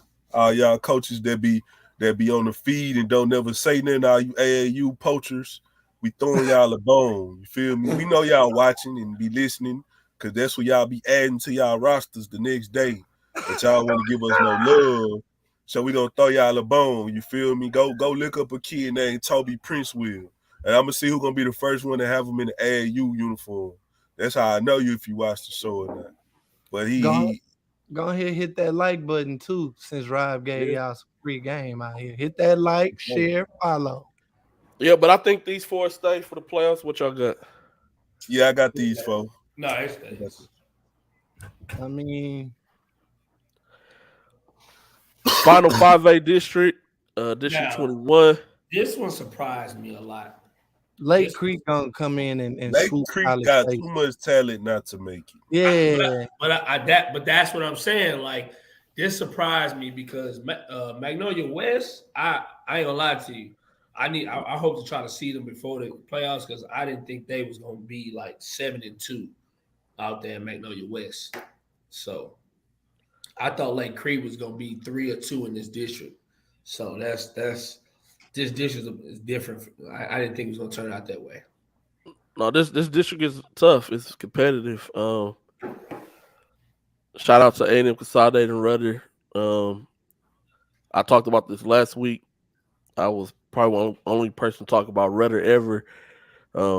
People was laughing at me. They got a kid over there, KJ Holmes. He's a football kid, but he's stupid athletic. I'm talking about he'll East Bay on you in the game, athletic on an opponent. Like he's just crazy athletic.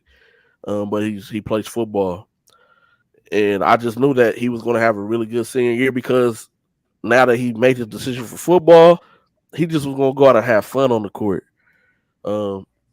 He been tearing people's heads off, man. Shout out KJ Holmes. Shout out to Rudder. Yeah, Magnolia West, as Ant said, did not expect them to be sitting where they are right now. Hoping. Then right now you have College Station, Lake Creek, and Montgomery. Even Montgomery wasn't expecting them to be where they are. With a chance for the playoff spot. You have those three teams fighting for this last spot. They got an actually good team. I mean, I'm gonna be nice today because they actually should be better than what that record says. If with the talent, because watched them early on against Tom Ball Memorial. I wrote about it. They actually should be much better than that, but it is what it is. So I think Lake Creek finds a way to get in the playoff. I think A&M, Consolidated, Rudder, and Magnolia West stay, and I think Lake Creek finds a way to get that fourth spot.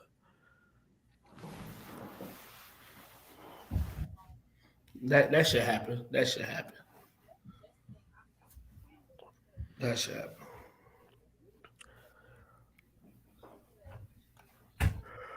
All right, moving on to 6A.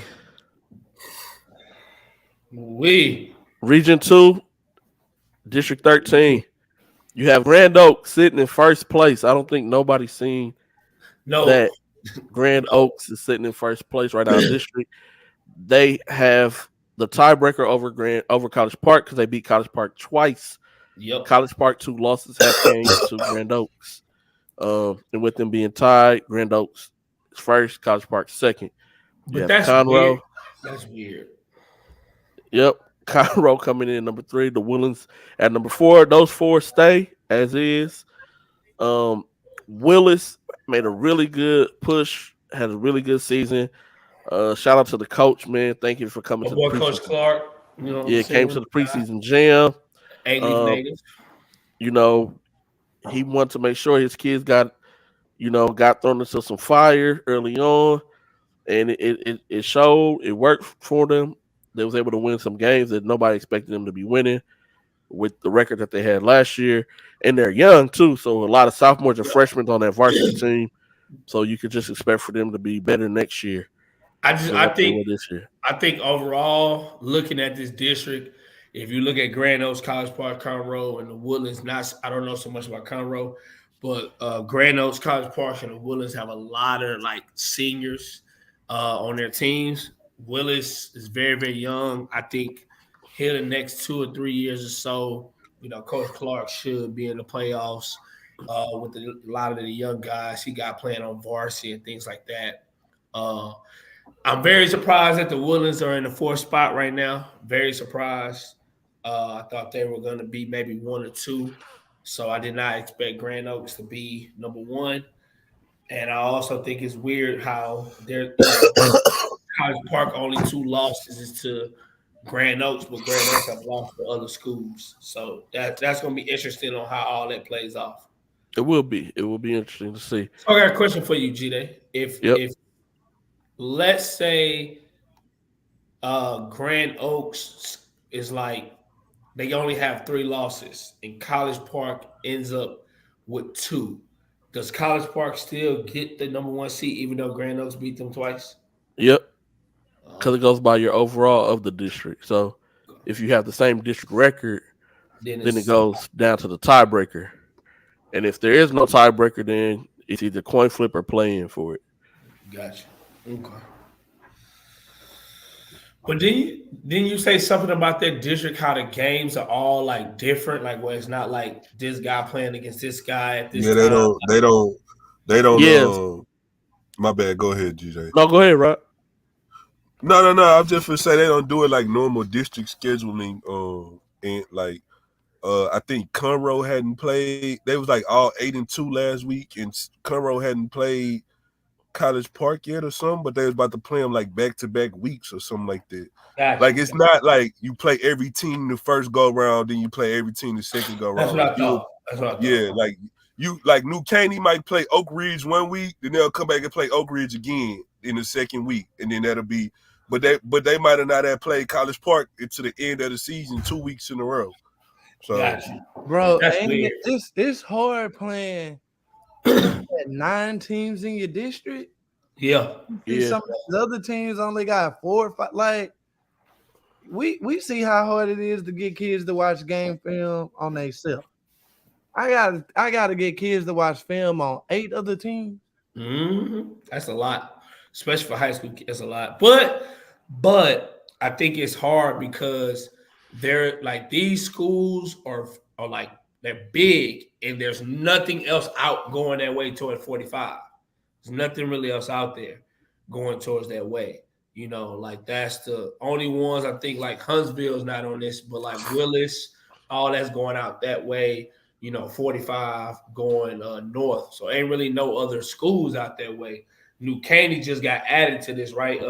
G-Day? New Caney. Yeah, they were 5 last year. Yeah, but they New Caney and Caney Creek and Cleveland. Yeah, because they all 59 and the rest of the schools all 45. So, but yeah, I think that's the reason.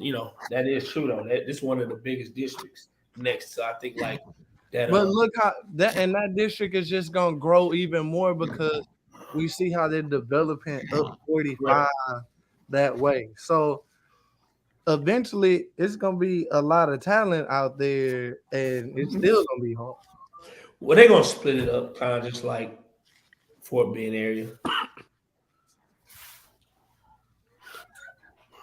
Moving on, District 14, 6A. You got MacArthur sitting at number 1.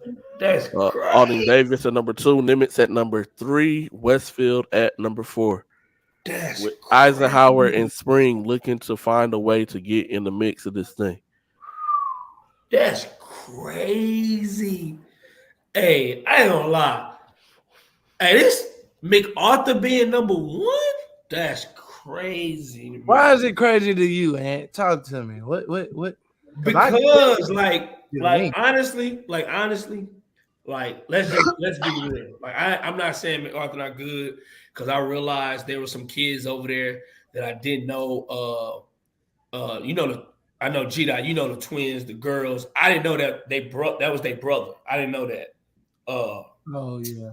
I didn't know that they was all brothers and sisters. I can't think of their brother name, but so when you look at it, bro, I'm shout out to Todd. I just thought Nimitz had this all the way number 1 in this district. That's just me.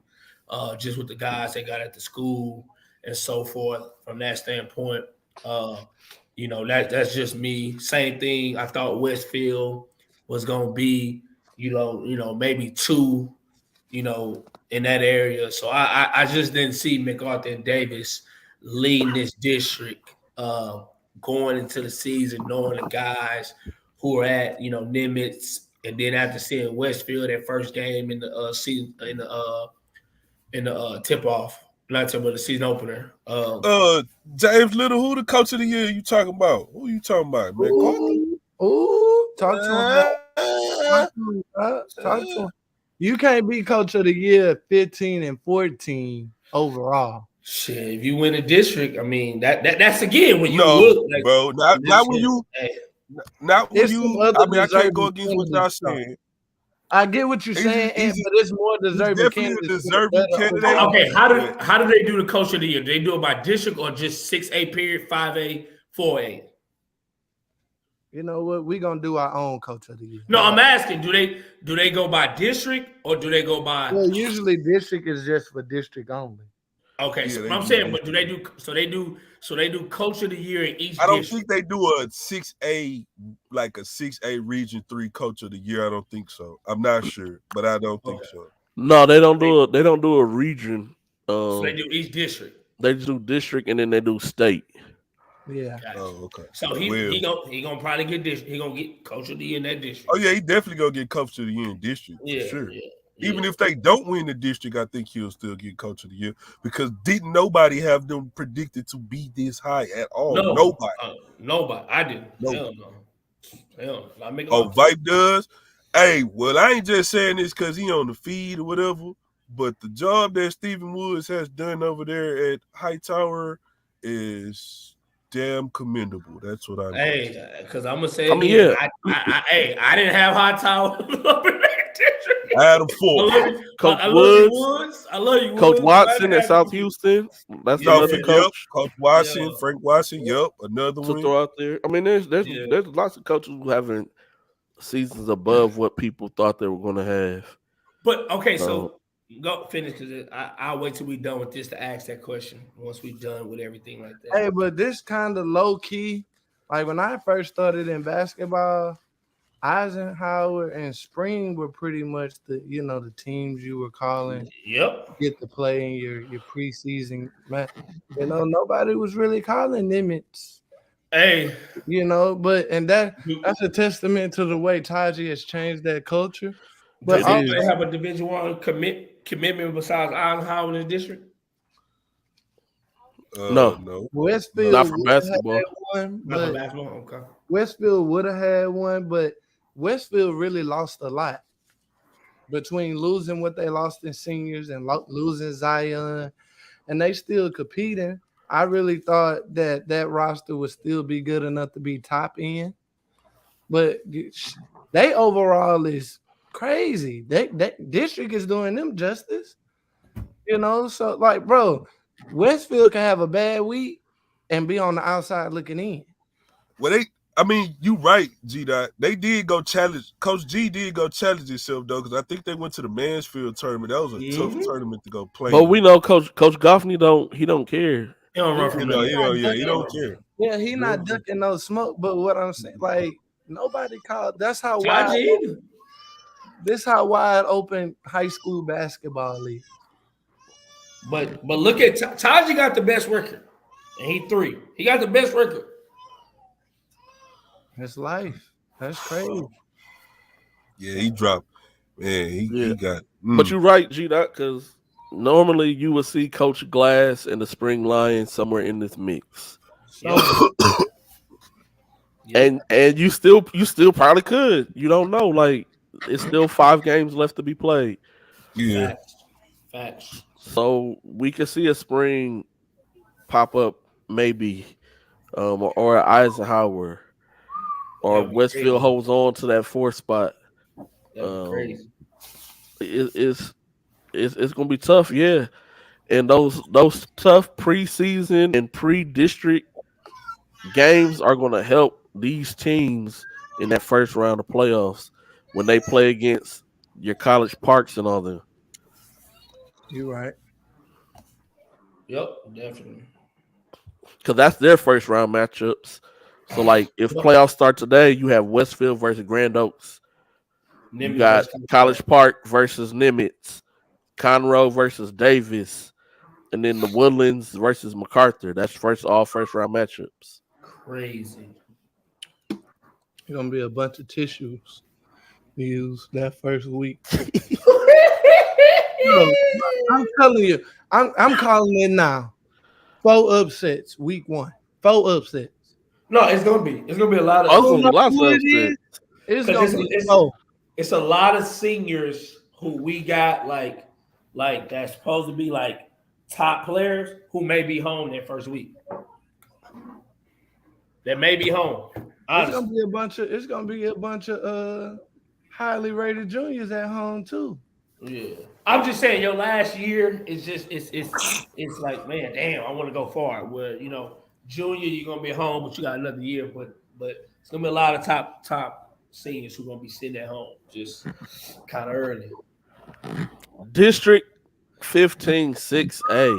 You got Klein Collins sitting at number 1, Klein Oak at number 2. I don't think nobody expected Klein Oak to be where they are. Who is there right now? You got Tomball Memorial at number 3, Klein at number 4. You got Klein Kane, number 5, Tomball and Klein Forest at that 6th spot. We've seen Klein Forest is on, I think, a 3-game win streak right now. Yeah. This could get interesting. Since that fight, they started winning. So, Hipper. Hey, sometimes you gotta beat somebody up to start winning. Hey, you know what? I don't condone violence, but sometimes you gotta hem somebody up. Yeah. You don't want to play Tomball Memorial in the first round. That's all I'm gonna say. Hey, you don't want to play Tomball Memorial. I think I might have met the best player on Waller's team and didn't even know it. But they 0-9. Yeah, they 0-9 in district. I can't tell y'all that. 2-27 on the season. Nah, I mean, I'm trying to see if because what's the called brother go to Waller, right? Who? Leela that goes to McLeod that go to UVA. Yeah. Oh well, he might be the best player over there. I don't know. I met the second best player then. Like, bro, 0-29, that kid had a great attitude. I'd have gave him basketball. 2-27, man. Come on, man. See, I went. Hey, you know how in school they tell you to go with the lower numbers, like when you do fractions? I was trying to do that. 0-9 sound a little bit better than 2-27. Ooh, stop it. But yeah, Klein Kane's number 1, Klein Oak at number 2. I think it's the biggest shock of all out of the whole entire district. Yeah, I need. I'm gonna have to catch a Klein-O game because I don't know no players over there. Who over there? Like who's on that team? I can honestly say that I have not watched a Klein Oak game this season. Me either. Yeah, because I mean, I ain't gonna lie to you. Like a lot of people don't know Klein-Oak has lost a lot. Like a lot of players from Klein-Oak, like Jacob Hudson is a Klein-Oak kid. He went there freshman sophomore year. A lot of people don't even know that he went to Concordia.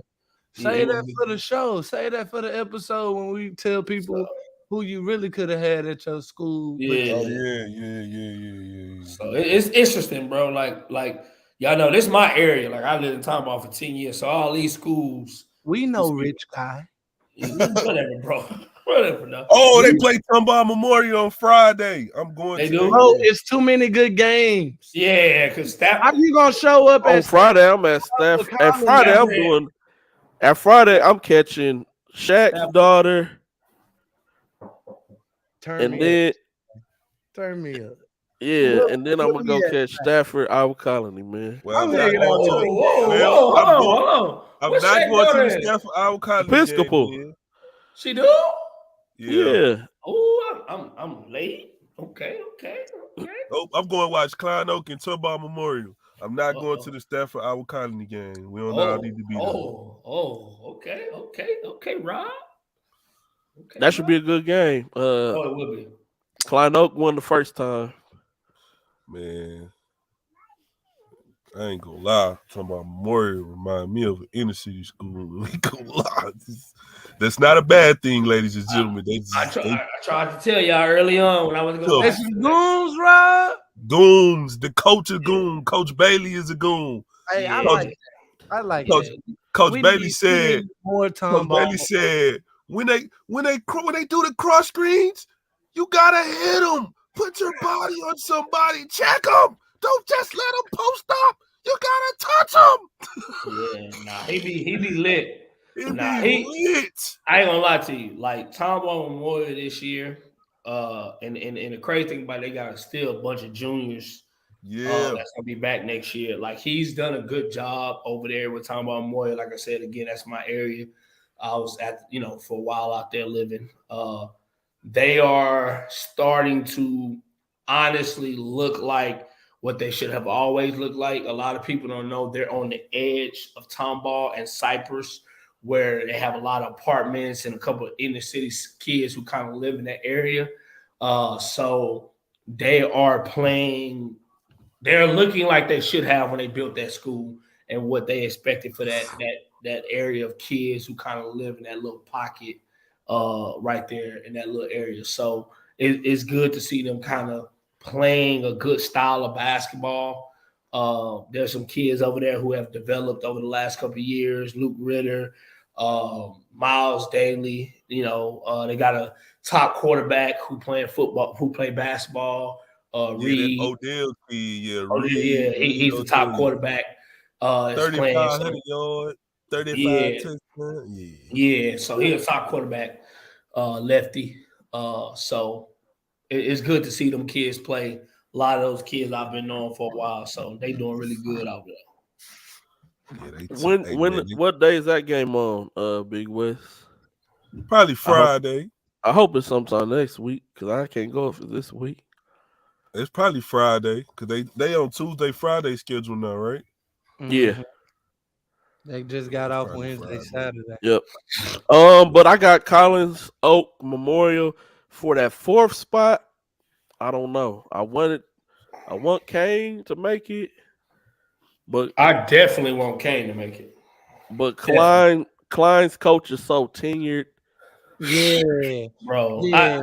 I love Kane him. would only make it if Klein just had the worst catastrophe ever. Yeah, I love the coach over there. He's a great guy. It's just like, man, I just want to see somebody else because that dude been in that district and been that person for a while, for a minute, for a long time. A lot of size. Okay. And we gonna see up close and personal. Get some insight. Okay. District 16, 6A. This is the district right here. You got Sidefalls back at number 1. Langham real- Creek was real at number 1, American. but Langham Creek dropped 2 games this week. So they're on a 2-game skid right now. Side Springs at number 2, Langham Creek at number 3, Side Woods at number 4. It's crazy right now. And they took Falls to overtime yesterday. Yeah. Side Ranch at number 5 because Side Wood owns the tiebreaker as of right now over Ranch. You got Side Park, Side Lake, and Bridgeland. Bridgeland beat Side Ranch, and Bridgeland and only won 2 games in this. Wow. Well, that was their second game. They had only won one. I know. Yeah. That's the I know, Rod. I'm messing with you, G. That's the point I make. That's crazy, bro. Like, but that's what happens in these districts, though, man. These games get like teams walk into games, and like Side Ranch probably walked into the game like we playing Bridgeland, whatever, dog. We gonna and here they go. They in a tough game, and they not playing good. They dropping other guys, not playing. Bro, that's again, it's high school basketball. These kids don't understand how to sometimes put guys away. They go into games just like that, especially the second go around. When you blew somebody out the first time or beat them bad, you come in with the thought process of, man, whatever, it's not a big game. And that can determine, especially when you look at like Sidewood, Side Ranch, that can determine because they would have been 5-4. So they'll be in it regardless of the tiebreaker. So Jalen Bernard gonna make the playoffs as on his senior year? I say he does. I say he does because, like G-Day said, he had 40 the other day. I think he gonna get in that groove as he continue to get his legs underneath him, and they gonna probably win, a couple of their last couple of games and make slide into that 4th spot. Side Woods has been playing really good. Didn't think, they lost a lot of guys, but they've been playing good with what they have. They got a good sophomore over there that can score, and then they got a kid that's a senior, a lone kid that plays very well. So they just a really good, solid team. But I think Jalen Bernard will pull it off and get into that 4th spot. G-Day, what's JoJo path to state? Who he got to go through round after round? Well, first round, they will play Klein in the first round as of right now. Second round, you get either Davis or College Park or Conroe. Because Davis plays Conroe first round. So either Davis, Conroe, that second round, and then the third round, it could be a mix up a lot of teams.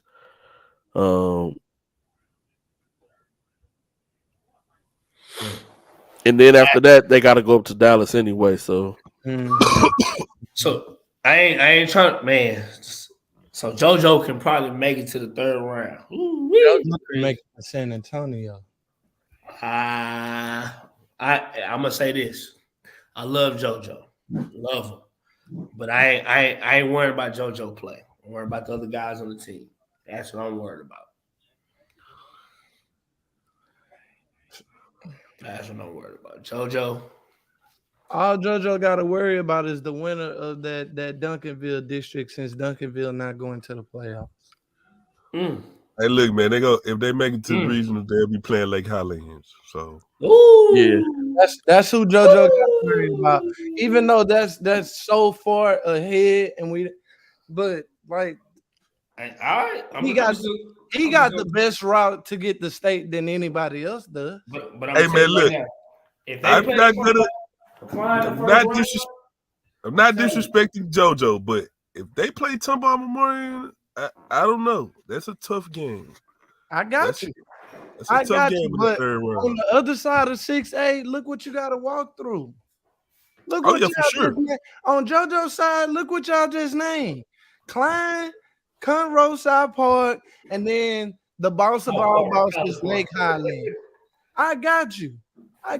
That's not no easy task by no means. That other side of 6A, you got West, and you got the 12 disciples. Like, bro,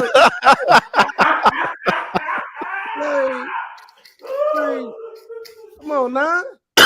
You're just looking at seeding and pass. And I said from the beginning of the year, JoJo got the best path to get to San Antonio. Region 2 always the Will they get there? That's a different question. But, bro, okay, put perfect example.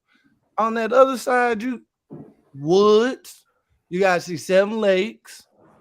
You got to see West. Who else on that? Dawson. We're gonna jump over to Region 3 right now. Side Creek.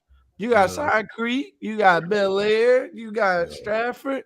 Like, God bless that. Whoever makes it through that side is probably more worthy. What I always say, G-Day, Region 3 is the state tournament before the state tournament. Rob, it is. And that sucks because that's what hurts a lot of these kids. It sucks because all of them play each other. Does it suck or does it just make kids stronger?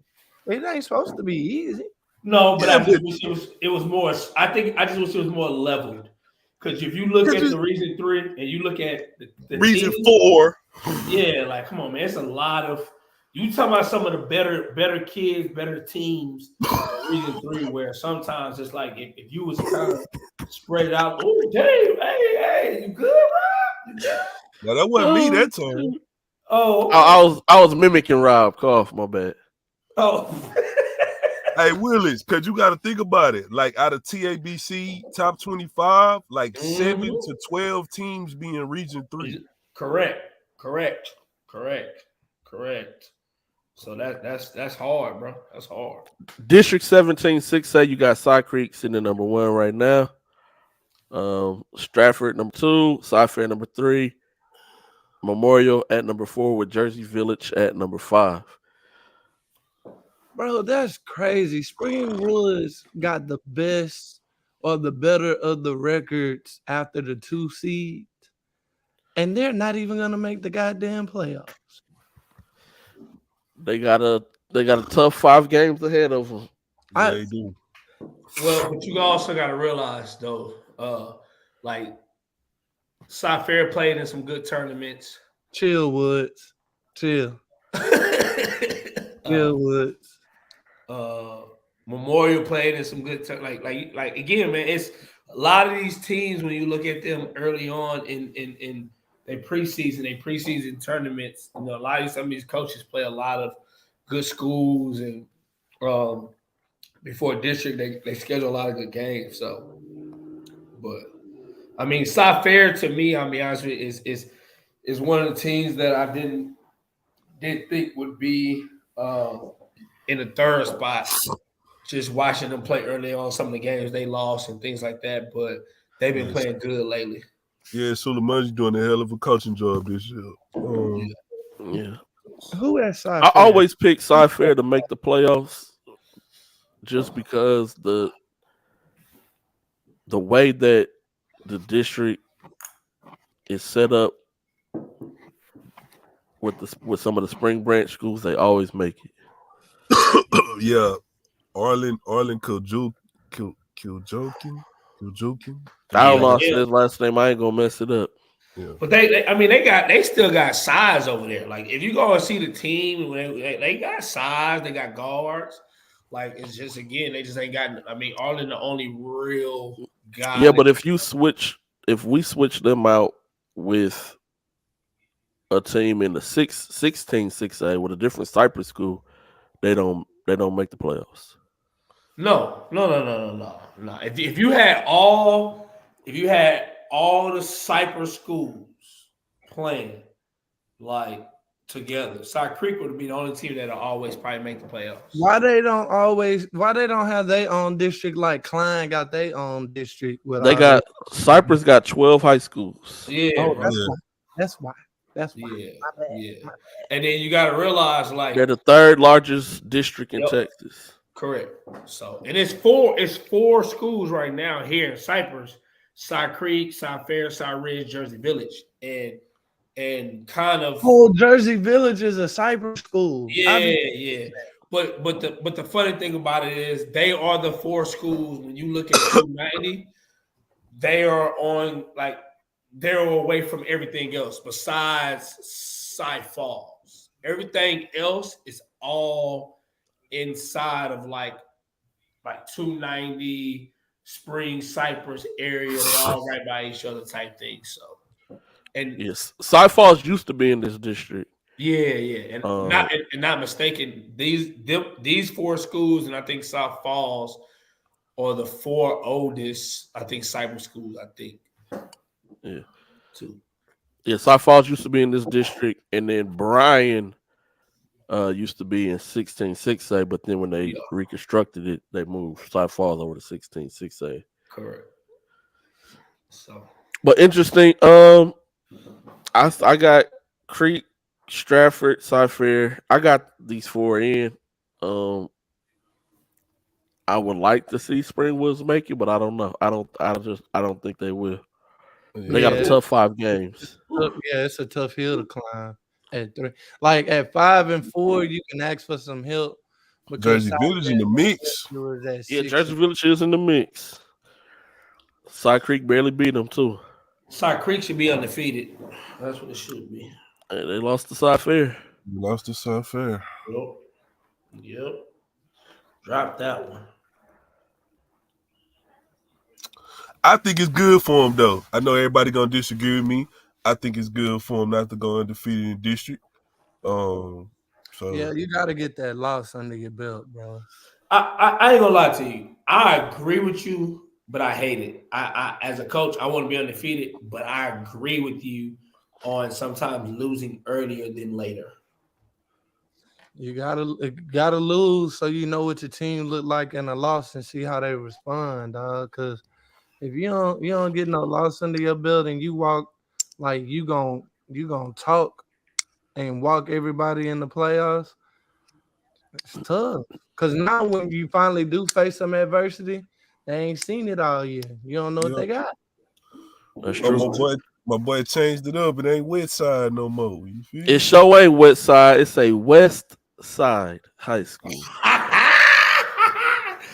I double checked this time. Hey, you finally got it right? Yeah, man. Last week I had it messed up. 18-6A, you got Bel Air, Westbury Heights, Lamar. I think those 4 stay the same. Yeah. West Side, Travis, Sam Houston on the outside looking in. West Side be doing a good job, man. They got a couple kids over there be hooping. I like my little guy with the long hair, with the curly long hair. He be getting to it. Little guard over there. Do y'all see any change or? Nah. I think it's these folks. Shout out to Coach Maxey at Westbury, man. Hey, because they went through some lean years, but they done figured it out, and they all right. Mm-hmm. I mean, he been consistently. I ain't gonna say, he been consistently making the playoffs the last 3 years he been in.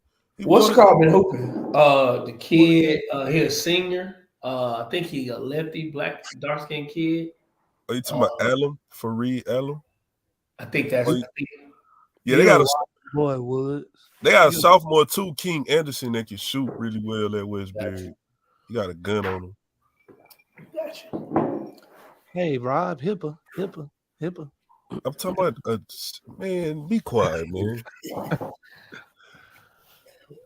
Ooh, this district jam packed. Hey, I ain't gonna lie to you. This district here, man. Hey, shout out to my boy Fob. I'm praying for him, bro, because I was not looking to see this 3-9, bro. That's not. I didn't expect that. Shout out to my guy Fob. Really good coach. I did not expect that. It's a tough district. District 19, 6A. This is the Katy ISD district. You got Seven Lakes sitting undefeated in the district. Katy Taylor is in second place right now at 8-3. You got Cinco 8-4, Jordan 8-4. They split that matchup with each other. Tompkins at 7-4. So this thing can get really interesting. it's a numbers of ways that this could go. Since the second half of district started, Jordan is 1-3. And they still got a couple of tough games left on the schedule. They play Taylor this Tuesday. Them and Taylor went to overtime the last meeting. Jordan pulled out the victory by 2. So it's going to be interesting to see how that plays out. The Cinco Ranch and Jordan split already. They split. Yep.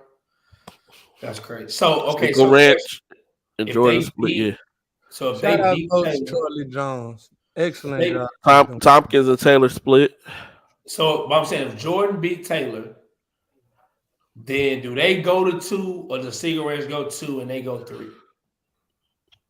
Well, Cinco Ranch and Jordan will always be tied if they finish with the same record because they split. Yeah. Okay. So they would do a playing. They would do a playing game. Like, but if Jordan beat Taylor, they gonna go in front of Taylor though, because they beat Taylor. They would right because he beat Taylor twice. Yeah, no, I'm saying like, who does Cinco Ranch play this week? I don't know. I can pull it up though. I got my Max Scripts open. I know Taylor beat Cinco the first round at Cinco. I was there, so they got the tiebreaker so far over them. Okay, gotcha. Okay. Hey, the crazy part in this, Pytown makes the playoffs if they got Tyshawn Archie and he doesn't do Aspire. I really honestly believe. You think they made the playoffs?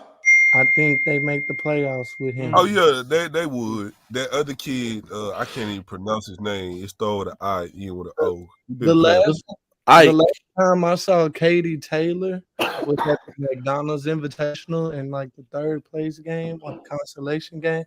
And I said to myself, those kids are big. They may not know how to play basketball all the way, but what they lack in that department, they make up in size. Like the backcourt was like bigger than me at one point in time when I was watching them. And that was early in the year, so I can't say I've been watching them all year or even thought that I felt that they would be in second place in this district. Let's go, Patty Mahomes. It's tough. That's crazy. The Chiefs won the game. Boy, Mr. Dudes, boy, I think even I'm with you, G-Dot. Tyshawn at Pato, and then even if Angel stayed cool and Christian was at May Creek as well, exactly. This will be a really interesting district. Correct. Yeah, Cinco and Jordan wouldn't even have no place on that. I don't know. It'll be tough. Like that. You can't say that. Bro, I can't say that. Cinco, Jordan, and Tompkins would have been fighting for their life if everybody else was full strength.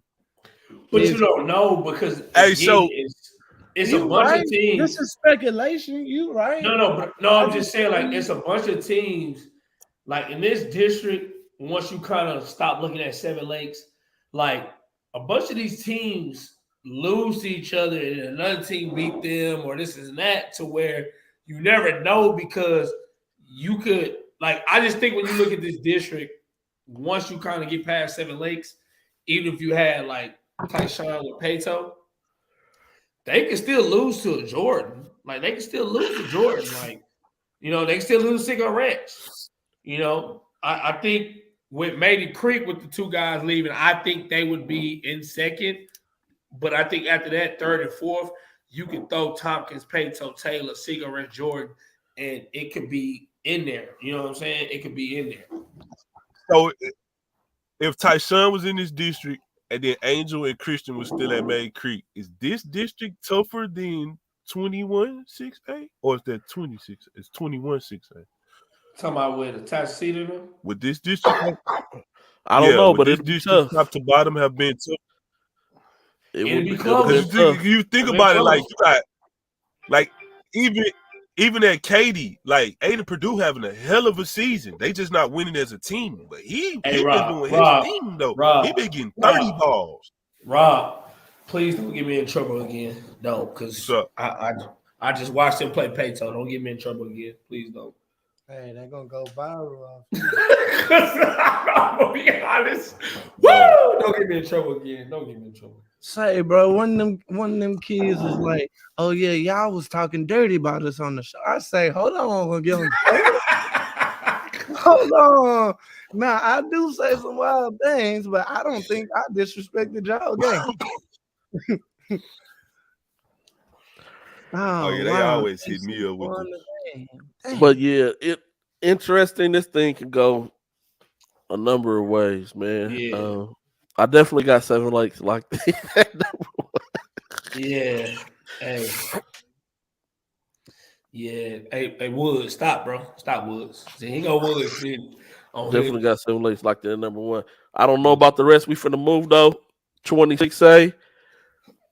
You got Hightower. Hey. Sitting in first. Hey. Travis second. Bush third. Clements at 4th. Last week, Clements was on the outside looking in.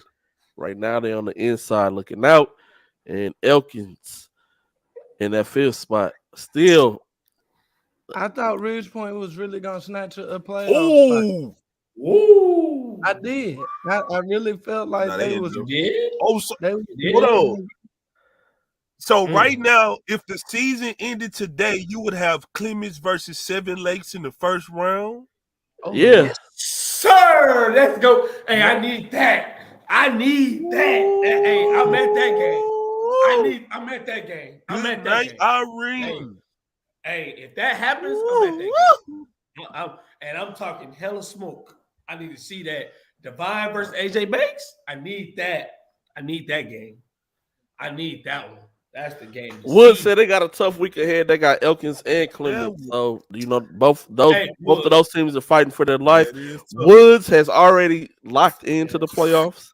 Woods, I like you, Woods. I like how you be. Shout out to Coach Woods and Hightower, as well as dude. Woods is a respectable dude. Coach Heston and 7 Lakes. They're already locked in for the playoffs as well. Woods is a respectable dude. Yeah, I like him. That's a good way to say a tough week ahead. I like Woods. He's a great guy. Man, this can go lots of ways. We can end up having Travis on the outside looking in. Bush could be on the outside looking in. Clements could go back to the outside looking in. I'm gonna keep it a band. It's gonna be tough. I always said Bush was my dark horse from this district. So yes, Elkins and Clements, the only 2 teams I think for the battle for the 4th spot. I think Travis. Well, they've already played twice. Yeah. Well, I'm saying like depending on who they got to play later. What I mean is like Travis play a good brand of basketball. I think they will continue to stay in that 2nd spot, just the way they play and how they execute their games and different things they do. I think Bush, like you said, I think is a team who got a lot of good talent that play. I think Clements and Elkins, now I could see Clements move up and Bush being at 4th to where it's like Bush and Elkins, but I just think it's just, I don't know. I feel Elkins has dropped a couple games early to where they could probably end up maybe 2, but I think Elkins, I just don't know. I just don't think it changes. To me, the way it's set up now, it's the 4 teams. I feel that should be. Now, how the numbers change between the 2, 3, and 4, that's different. But I think right now the 4 teams that's on that side of the top 4 teams. I meant to say Elkins and Clements played the last game of the season, is what I meant to say. So you're right. That could come down to that last game of the season. Correct. With Elkins and Clements for that last spot. But this district, we already said it was going to be a tough district. Yep. And so you have 19 is a tough district. District 20 is another tough district. District 21, you got United sitting at number 1. Westbrook at number 2, Summer Creek at number 3, Jackson at number 4 right now. 4 days ago, Summer Creek, North Shore King with an umble. Go ahead, G-Dot. 4 days ago, Summer Creek was in the 5 spot on the outside looking in. Yep. Just lost a horrible game to Seed King, and win on the road at Atascocita. Like, bro, this district is really, really hard. and you put a lot of miles because these schools aren't close to each other. I mean, they are. They are. Summer Creek and Tennessee City, King, North Shore, Kingwood, Humble are pretty much close to each other. United and Westbrook, no, but them other schools, they all on the Beltway. Yeah, but that's what I'm saying though. Like you still gotta take into that. Yeah. Well, I'm gonna say this: that 409 making us feel a little different because United jumped in this district and they 9-0. Westbrook, 7-2. Like they jumped in this district. That 409 looking kind of. I thought North Shore would actually be a little bit better. What? Coming into the season, I thought they would actually be a little bit better and actually could probably compete for that 4th spot. But I see that I was wrong. Hey guys. This nigga out of show 3 hours late. Hey man, don't undo me like that, bro. Is that the dude with all that in the background? Oh my God, this guy. Wait, what y'all hear in the background? It sounds like somebody like in a car or something. Somebody. I am in the car. Oh God. Oh My man, bad. You let My this bad. nigga go in the car? Hey, my shit not electric. I'm sorry. Damn. My man. I think these 4 stay. Yeah. Yeah. Look how strong their overall record is. That's a gauntlet, dog. That's a good district, man. And you getting clipped in district out here. It's just another night. Yup, facts. Yeah. Westbrook can clinch Tuesday if they win. They punched their tickets to playoffs. United already punched their gonna ticket. be able to go, Quita, because it's Tuesday. You got to go to CJ game. So I'll let you know how it goes. Hey, your food gonna be cold when you get off the plane. Hey, D King, man. That was weird. What's up, man? Coach Wood said we ain't seen you since the Jets lost in the playoffs, man. Yeah, man, we've been in Cancun. You know, we've been on the pina coladas, man. You know how we do. We back in the States now. Pina colada. All right, man. We had a long season, man. Long season. Hey, you know what? Shout out to the coach at South Houston. Coach Watson. They done it. They done it, and they didn't do it with no help, no favors, no media, no nothing. They got their own media team. They cranking out their own content, and they winning. So shout out those guys. I want to stop you there though. Rob's reviews when Rob's was in the building for the. I apologize, Rob. Yeah. I apologize, Rob. I wanted to throw this out there too. A lot of these districts that's close, like these 1-2 matchups, I done seen a lot of these matchups already during the first half of district. And by the way, you can catch those articles that I wrote on BSA. Yeah, boy. Hold on. Toot that horn, Rob. Let them air horns go, G-Day.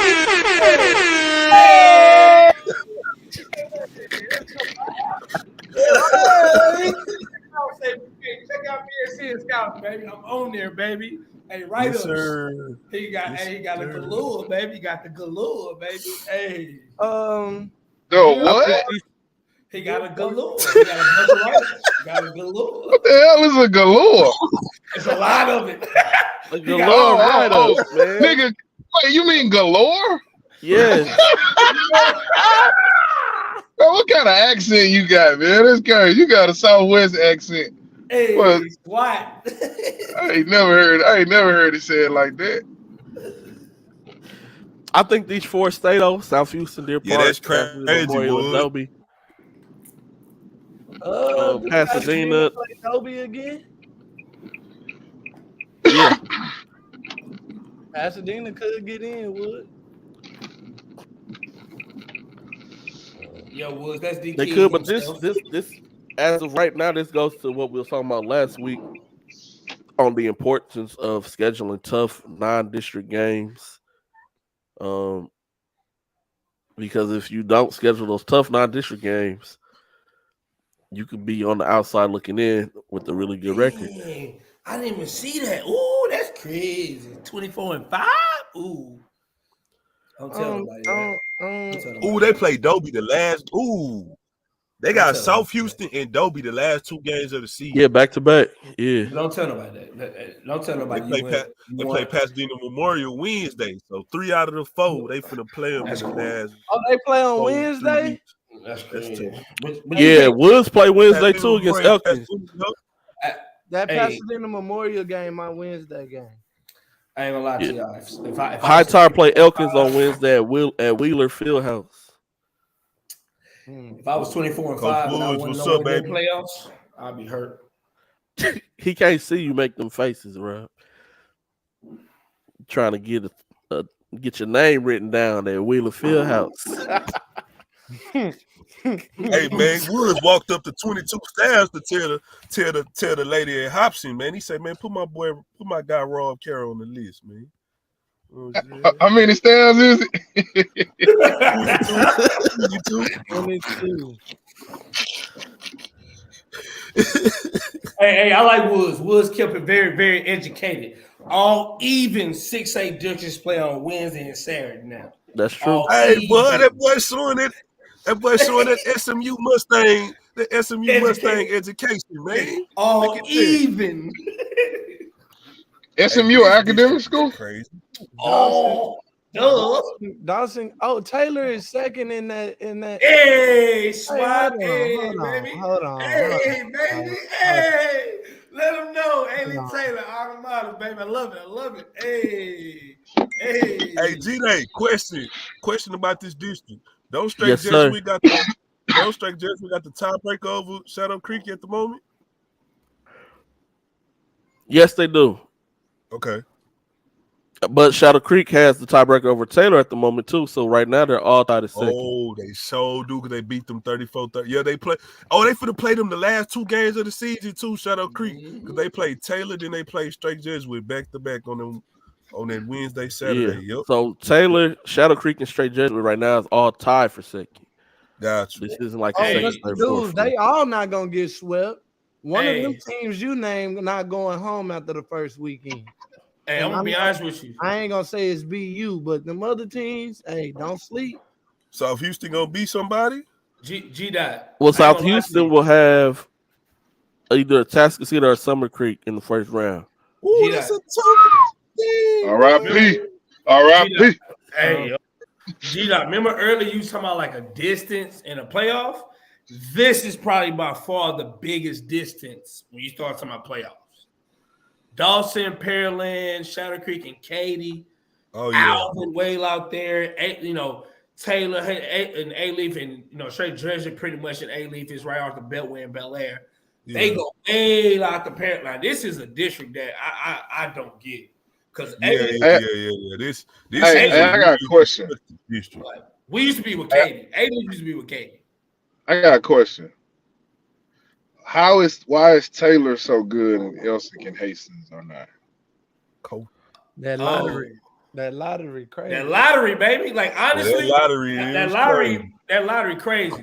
When they hit that space, when they hit the space button, even when I graduated, when they opened up Taylor, for whatever reason, when they hit that space button for all the middle schools and they just select kids, Taylor has in the last couple of years have won that space button. Like when they hit that button and it selects, A-Leaf is the only district. I don't even know what the space button is. I was just about to say, what does the space bar have to do with anything? No, what I'm so that ain't no lottery. That's no. Hey, draft them on the computer. That's the numbers they used to. Hold on. So in A-Leaf, the way they do it is for every middle school at the end of the year, they put all the kids inside of a computer, like inside of a big draft. And what they do is they hit the enter button or the space button, and the computer just selects a school. How you know what button they press, dog? I just said enter space, bro. I'm just saying it's one or the other, babe. I'm just saying it might be F1. See, it could be. But what they do is the computer selects the school next to your name. So it doesn't matter like where you stay, it just selects. The only way you can change, you got to have like a relative that went to a different school in A-Leaf for you to like change it. And then most of the time, it has to be like a brother or sister. Sometimes they let you if you got a cousin that went there and graduated, but that's how A-Live go. What? It's like a fraternity? Yeah, like it's just they was having brothers and sisters in the. They was having brothers and sisters in the same house going to different schools. One to go to LC, one to go to Hastings. And go to Taylor, like crazy. I grew up like my apartments. Every school bus stopped there because you could be like, in A-Live, it's the hood, so we got enough apartments. It could be 4 neighbors all go to different high schools. So, yeah, that draft is so this could be interesting the way that this district ends up going. Yeah. Taylor, Shadow Creek, and Straight pretty much one has beaten up on the other, so second round is coming up for them. Taylor just beat Dawson. Also, so I thought they beat Dawson twice. No, just once. No, that was once. So really? shout out to the Lions, man. Hey, the Lions Den, baby. The Lions Den. Oh my God. You gotta salute Shadow Creek though, because they lost perhaps their best player to an injury, and they're still doing Shadow Creek. Like no, they still hooping. They are. They still. Hey, you said perhaps. I try to get. Hey, my boy Mike Collins is nothing to smile. I mean, to smile on. He been working over there. You feel me? But I didn't want to. I can attest to that. Mike is a bad dude. Yeah. He was giving Jason Posey some problems. So final district. It's another weird district. This is another weird district.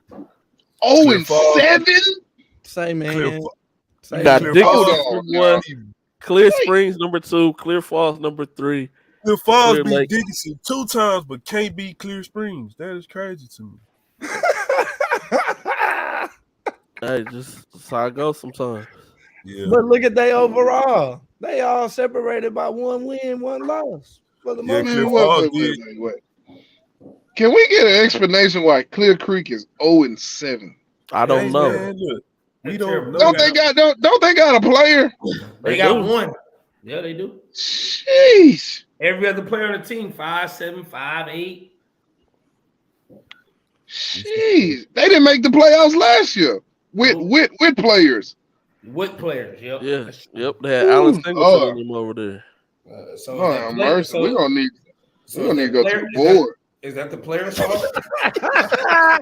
Hilpa. Hey. Hilpa. Hey, we finna. Hey, I just want everybody to know Rob C is not talking. That's not me. Hey, Hilpa. Man, say, man. I think these same 4 make it in, man. I think Brazos Wood and Brazos Port need to be in the same district. Hey, man, I'm watching the coach in one district. He got 1 tall kid and a bunch of regular height kids, and he ain't lost 1 game in that district. I'm just saying, man, we just be throwing out excuses. There you go. The king is on the mic. I'm just saying, man, like, yo, get some shit done, man. That's unacceptable, bro. Shout out to Coach Woods, baby. Shout out to Coach Woods. That's unacceptable. So that's our playoff push. Is that a Canadian? Why is Rob light skinned? What the hell? Is that a Canadian? What have you been doing? I ain't been on in 2 weeks and you're light skinned? I see you still on that yak from last night, huh? You still on that? You still on that yak from last night? Oh, yak, girl, stay off my Instagram, dog. I'm about to block you, son. I'm about to block you, man. That yak. I just got back from the gym, man. Good little hoop run. You need to come sleep on the couch or something, baby. Then put you out. You in the car? Just got pulled up in the house. First of all, why are you under the kitchen cabinet? What are you doing? What are you doing? Are you under the bunk? Are you under your bunk bed or something? What the hell are you doing? Get your head from under there. Hey, he got his head in the cabinet. Just back up. If you need the couch, hit me, bro. I don't want you leaning that seat back tonight in Walmart parking lot, all right? If baby First of all, hit me. First of all, if I sleep on the couch, I got 3 to pick from. All right, leave me alone. Woo! All right? So, Hey, leave me alone, Hey, okay? hey, y'all be talking about Willis got that money. Hey, D Keys say he got 3 to pick on, 3 man. couches. Well, can I come stay at your house? Hey, facts, man. Hey, No to the no. Y'all saw that hey, boy let me D pull King up, had D that King. You got 3 Somebody say couches. he got that 3 adjustable couches. couch at the crib. So D King, if we come over and get that yak, you got couches for us to sleep on. Yeah, y'all can sleep in. Y'all got 2 in the toy room. Hey, We got one in the well, we got 2 in the living room, 1 in the toy room. hey, we partying at D King house with that yak. The yak. Look, Coach my Wood light bill said high you though. ain't I give ain't him gonna no turn. invite to the run, D King, man. Man, I was in Katy, bro. Oh, damn, you are out there. Next Sunday, man, pull up. Sunday at 6. That's when we. He ain't called me either. I'm right down the road. Listen, the way it worked, you get hit, and then like he be like, all right, cool. Hey, look, we got 12 today. Like, all right, somebody want to run? Like, cool. Today we had like 17 dudes. I wasn't telling nobody to come. So it was cool. We stayed on the court. My team 4-1 for the day. I'm good. Burn me 1,100 calories. I'm good, baby. I'm about to say 1,100 calories.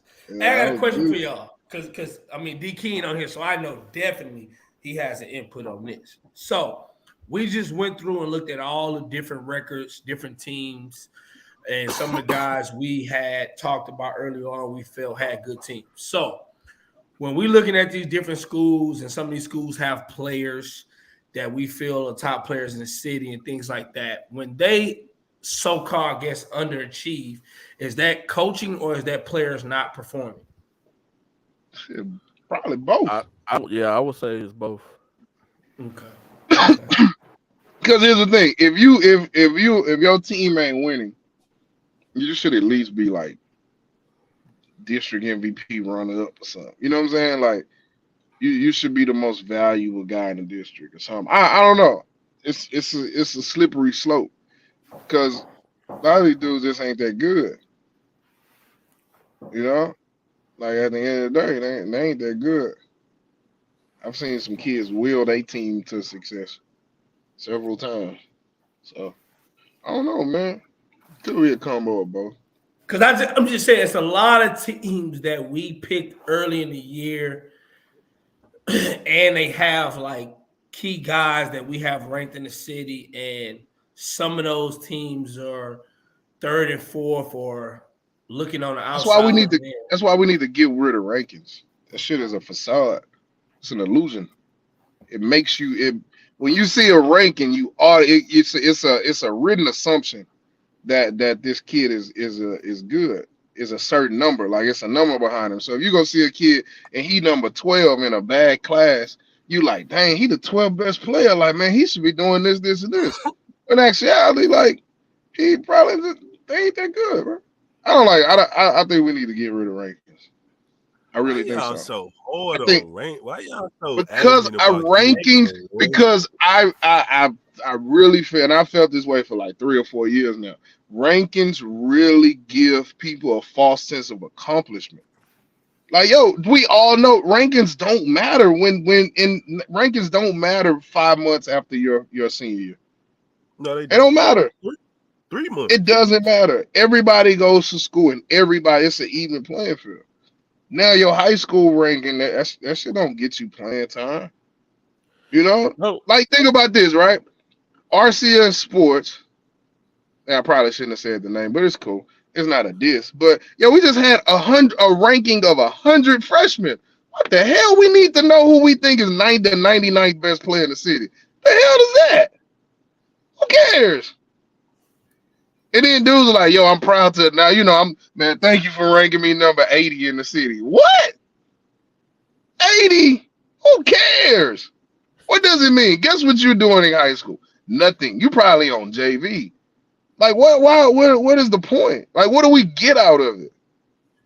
It doesn't matter. And this is the craziest part. This is how you know it don't matter. Because the number 1 players, number 2, 3 players in the 4th largest city in America don't even make fucking top 25 in the country. So what do our rankings prove? It looks stupid. How he the best player in our city, and we got the best basketball. Like Texas has the best basketball in the country. Our number one player isn't top 50 and 25 and 30 in the country. That shit makes no sense. For that point only, I will say politics has something to do with a lot of that. No. Yes. Niggas just saying they're not better. Bro. They're not better. Yo, listen. Bro, listen, Wesley Yates is not 48th in the country, bro. And he was very deserving of making USA basketball over 2026 kids. That was some political shit. Because he didn't play well. He didn't play well. He played well at the trials. They said he was the best scorer at the whole damn thing. You don't take the best scorer huh? Because I heard from they, and that ain't what they said. Well, I think Wesley Yates is really good, and I thought it would have been really good for Wesley Yates to be in the McDonald's All-American game, right? But shit happens. And they ain't even from Houston, so we ain't don't care about that. They ain't Houston. They said they ain't Houston, so we're not even putting them on there. They ain't our city. He consistently the number one player on everybody ranking in Greater Houston area. So again, what do those rankings mean? I mean, it don't mean nothing because if you look at the rankings right before they selected the All-American game, they changed the rankings up. If you look at some of the national rankings right before they changed the national rankings up. And some to where I felt like the guys they picked fit to what the numbers they picked after they changed them up. So that just I think national rankings cool. Local rankings, I feel like that shit doesn't mean anything. Well, okay, so D King, why do you feel that way? Why do you feel national rankings? Because national rankings mean something, because you get a national ranking when you play at a national level, right? Yo, ranking kids locally, that shit means something. Think about this, right? Have you ever seen a Dallas ranking? That doesn't mean they don't rank the kids. They just don't. They don't publicly put. They don't publicly publish their ranking. Have you ever seen? They don't publish it. Have you ever seen them? Have I ever seen one? Yes. But what's the okay? Thank you. What's the point though? We supposed to be like. Because you don't need a low, bro. Like I said, my original statement, the shit is a false sense of accomplishment and it's a facade, bro. Like it means nothing. It means nothing. No, it means nothing. I agree with you, but with the national and local rankings, don't we see the kids more than the national people? So let me give you an example. So we see local kids more than the national. But no, hold on. Let me give you an example. So you ranking Sebastian Williams Adams nationally, right? But you ain't seen them since the USA trials. So that's been like 5 months ago since you seen Nigel and Sebastian, and you're ranking them nationally based off that. Meanwhile, you know why? But you know why though? But you know why? Because you've seen them at trials with the other best 100 dudes in the country, not just in the city. We see the dudes in the city. Like we see them we see them play against dudes who gonna be freaking accountants in 4 years. So DK, you know what I'm saying? Like, what about this? Like, okay, you got national rankings. That's a good point. You got national rankings, okay. When you think about just our kind of like colleges that are either in our city or less than 2 hours away, okay, from where we're at. So we got TSU, U of H, and Rice, and St. Thomas University that's in our city, all right? Mm-hmm. Then you got PV, Sam Houston, and Lamar that's less than 2 hours away from us. Mm-hmm. And you missed one too. HBU. And HBU, my bad. HCU is in our HBU is in our city. I'm not gonna say HCU. HBU is in our city. Is in our city. Yeah. When you say those schools, okay, and we're the fourth largest city in America, all right. How do they get to see national guys? But let's be real, those conferences are not like the top national college conferences that they play in, right? So if we don't have, maybe we don't have to publicize it, but if we don't have rankings as evaluators where we rank guys and different things like that, the coaches need to do their damn job. Go in the gym. Yo, you got to spoon feed dudes who making 6 figures to coach basketball and recognize talent. No, get your asses out your goddamn office and go in the gym. And then you look and see who's good enough and who plays the way you like and who fits your system. Don't listen to what Rob say. Rob don't know what y'all running offensively and how this kid can fit. Don't listen to what Willis say. Like Willis don't know y'all schemes and all that shit. Lie, ladies and gentlemen. Hey, I'm gonna say this. Once again, that's a lie, ladies and gentlemen. No. So this is what I'm gonna say. Listen. I got your point, D King, and this is what I'm gonna say. I understand what you're saying because there are college coaches right now who sit on Twitter and watch highlight films and use that as their recruiting, and based off of what your evaluators say, they don't win. Those are the losing programs. I get it, but I think the biggest thing is I think D King, what you're basically saying, and I think is more about the publicizing of the rankings is publicizing. There you go. Of the rankings. Hey, bro, Willis ain't. Let me tell you. I'm trying. Yeah, I ain't trying to play you. No, I got you. Hey, I think the biggest thing is that I understand what you're saying because it does give a false understanding to a lot of people because I think a lot of people, especially the kids and parents, grade themselves on that and they think that is supposed to equivalent to something sometimes that is not what the case is. Hey, look, here's a perfect example, right? The most winning, most successful program in the city, right? Not named University of Houston, right? Is what school? St. Thomas University. University of St. Thomas, right? How many top 15 kids are on that roster? It's a lot. What? 15? No, that was it. No. Who's a top 15 kid that was ranked top 15 in this city that is on that roster? Calvin. What? Calvin. Give me another one. They don't exist. You know why? Because Anthony Medina and his staff go to these games. They see players who fit them. They see these guys.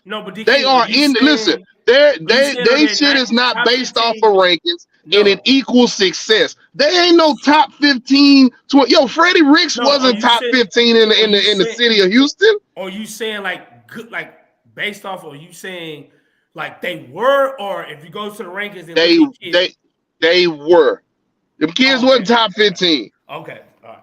Freddie Ricks, the Christian kid, Nick Anderson might be the highest rank. He's at UST. He might be the highest ranking. What was his ranking? He was top 15, 10, 12, right? Okay. He might be the highest ranked kids. And his brother goes there. So, some stuff fell in their lap for that. But he's not recruiting based off of rankings, bro. He's not. And they are winning. He gets in the gym. Conference championships.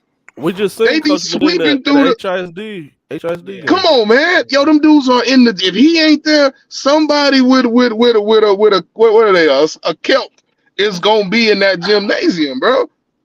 They gonna be in that gymnasium. Yo, U of H be recruiting dudes we don't even know about because they go to gyms and they see these dudes. It ain't just based off no rankings. Yeah, but D King, at the end of the day, you're 100% correct. So if they don't get in the gym and you don't have G Dot, me, Rob, G Day, Sloan, Hicks, Doug, anybody doing that, there's a lot of kids who not gonna get seen. A lot of kids that are deserving to go D3, whatever level, they're not gonna get seen. Period. They're just not. So listen to me, Willis. These kids play 100 summer games in the summer, right? There are 3 or 4 live periods. 3 now. These kids play in front of. If you play locally, you are going to play in front of these local, statewide college coaches, bro. Ain't nobody missing your That's ass. not true. No, it is. It is. You It's a just lot. you just know that Okay. shit you feed families and tell DK, people, hold on, man, DK, you know, man, hold on. man, they How missing many- out on you. No, DK, your no, ass just everybody ain't going that to- good, bro. DK, how many coaches go to a primetime tournament? DK, How many ain't nobody going to how many high level how many high level players play prime time? No. How many high level players play prime time? No. I went to prime time 4 years straight when I was with BU. Well, damn, I ain't had no players on them teams. No college players. What are you talking about? I'm play against the goddamn Huntsville Hornets and shit. Ain't no players on that team. So DK, So you can't just tell me anything. You know this. No. But what I'm This telling city you is too this. big to just be like. This shit too big to be like just go to the gym and go watch players. Like That's gotta what I'm have saying. some type of direction. Why? You gotta Because have. DK, How is that too? What? DK, Why so not? you telling This me city right too- now? This city DK. too damn big to just be like go to I ain't gonna lie the to you. gym. Go to the G-Day gym and made watch a very kids. great point to me the other day. He was like, Willis. You go to this- Willis? like this- You go drive. I You go went to drive a out to bunch of Fulton. games and shit. You gonna go to Willis? That's No, what I'm saying. you're not Yeah, driving like, hell out there. like, I ain't gonna lie to you.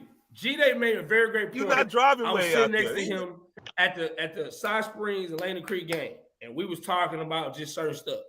And he was like, Willis, like this the first year you done went to a lot of games. And I was like, G-Day, you're correct. You're 100% correct. Like I went, like you, like G-Dot said the other day. I mean, earlier he said, Willis, you doing guards work. You went to HISD game. You doing guards work. So at that point, there could be a player at one of those schools, but in reality, if one of us don't say it, they're not going to that game. They're not. They're not going to that game. They're not going to go. But that doesn't mean that kid is not worthy of a Division III chance. It's worthy of a ranking. You say what? Is he worthy of a ranking? Is it necessary to say little Timmy is? I feel little Timmy is the 50th best player in Houston in his class. It's a necessary evil. Yes, It depends on who is it. I tell you right now, I can't even say the kid name because I don't know. But the kid at MacArthur, who's a senior, who's pretty good, Hispanic kid. What is his name? Gary Rubilo. Okay, all Played right. on the circuit for 4 years. Okay, I'll tell you right now. I didn't know he transferred over to MacArthur and that the twins are his sister. But he's a kid. He went to Legacy for 1 year. Okay, so came back. but I'm saying right now, if we didn't like we talk about that kid, he's not ranked top 25 or top 30 right now. Man, I ain't been on here too. Man, I ain't been on here. Hold on. What I'm finna say, D King, do you think that kid can play Division III basketball?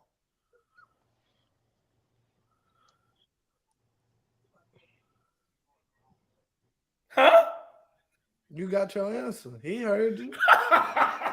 That Wi-Fi pretty good in the car. It ain't skipping out on him. The answer. I'm gonna say this. I believe he's. I think he's a good high school player. He probably could. I don't know. I just know he probably could. All I'm saying is, I'm not trying to, because like I said, the kid. I'm just saying because we looked at MacArthur. They number one in their district right now, and that's the only reason why I chose that school because they're number one in their district. All I'm saying is there's kids who, like, again, okay, I'll give you another example. The twins that play with Coach Woods at High Top. Who did they play AAU for this past year? The twins at High Top. I seen them somewhere. But how about this? But this is what happens, right? Guess what? It's two things that get you seen. And one of them is winning. So if you're good enough, your damn team gonna win. You know why we see them? Because High Top was kicking ass. They played in every event. They play really good teams. They got a really good schedule. So whether you guys talked about him, I talked about him, or he had a number in front of his name, them twins were going to get seen. But why? Because they're freaking winning. What do you mean? They're playing a good schedule. It's not because somebody ranked them, bro. Who's the coach? Man, listen, man. Hey, I'm just giving it a man. Papa Jones can be coaching. If he put them in them events, he play against those teams. They win. Hell no, he can't. Hell no, he can't. I guarantee you can't name. I guarantee you right now, you can't name 4 dudes that could go to Hightower right now and be undefeated team. Can't other dudes that could go to Hightower right now and be undefeated, not lose a game with that team. Name them if you can. Good. I mean, shit. Name them. So that shit matters. Bro, that shit matters. It matters, bro. You went on my Irvin on me, bro. A whole list. But see, now you making it like I'm saying. We just went to a whole list of teams that got dudes that ain't winning. But you missed my point. This ain't about that. This has nothing to do with coaching. No, but what I'm saying is, no, don't do that. Don't. You name 4 players on Tombo Memorial. No, but what I'm saying. How about this? I can't name 4 players on Hightower, but I know they asked to play. What are you talking about? I don't remember all these kids' names, but I know they can play. And I know people know them now because they're winning, because they played in the McDonald's invitation. Oh, if Rob in that Wheeler, I'm in that Wheeler, man. We in there. Hey, Rob, he said, hey, appreciate it, right? You in Wheeler. Hey, all I'm saying is, D King, I understand what you're saying, and I think just like a lot of the stuff that comes with this basketball, the rankings are necessary evil, bro. And it's one of those situations that I agree with you. I get what you're saying. I like, even me and like I said, I've talked to G-Day many times, because G-Day, when me and G-Day tried to do something early on when I first got with G-Day, where I had asked G-Day, why do we put numbers instead of putting like the level next to a kid? Like we think he's division. Oh, that'd be really. You say what? That'd be really offensive.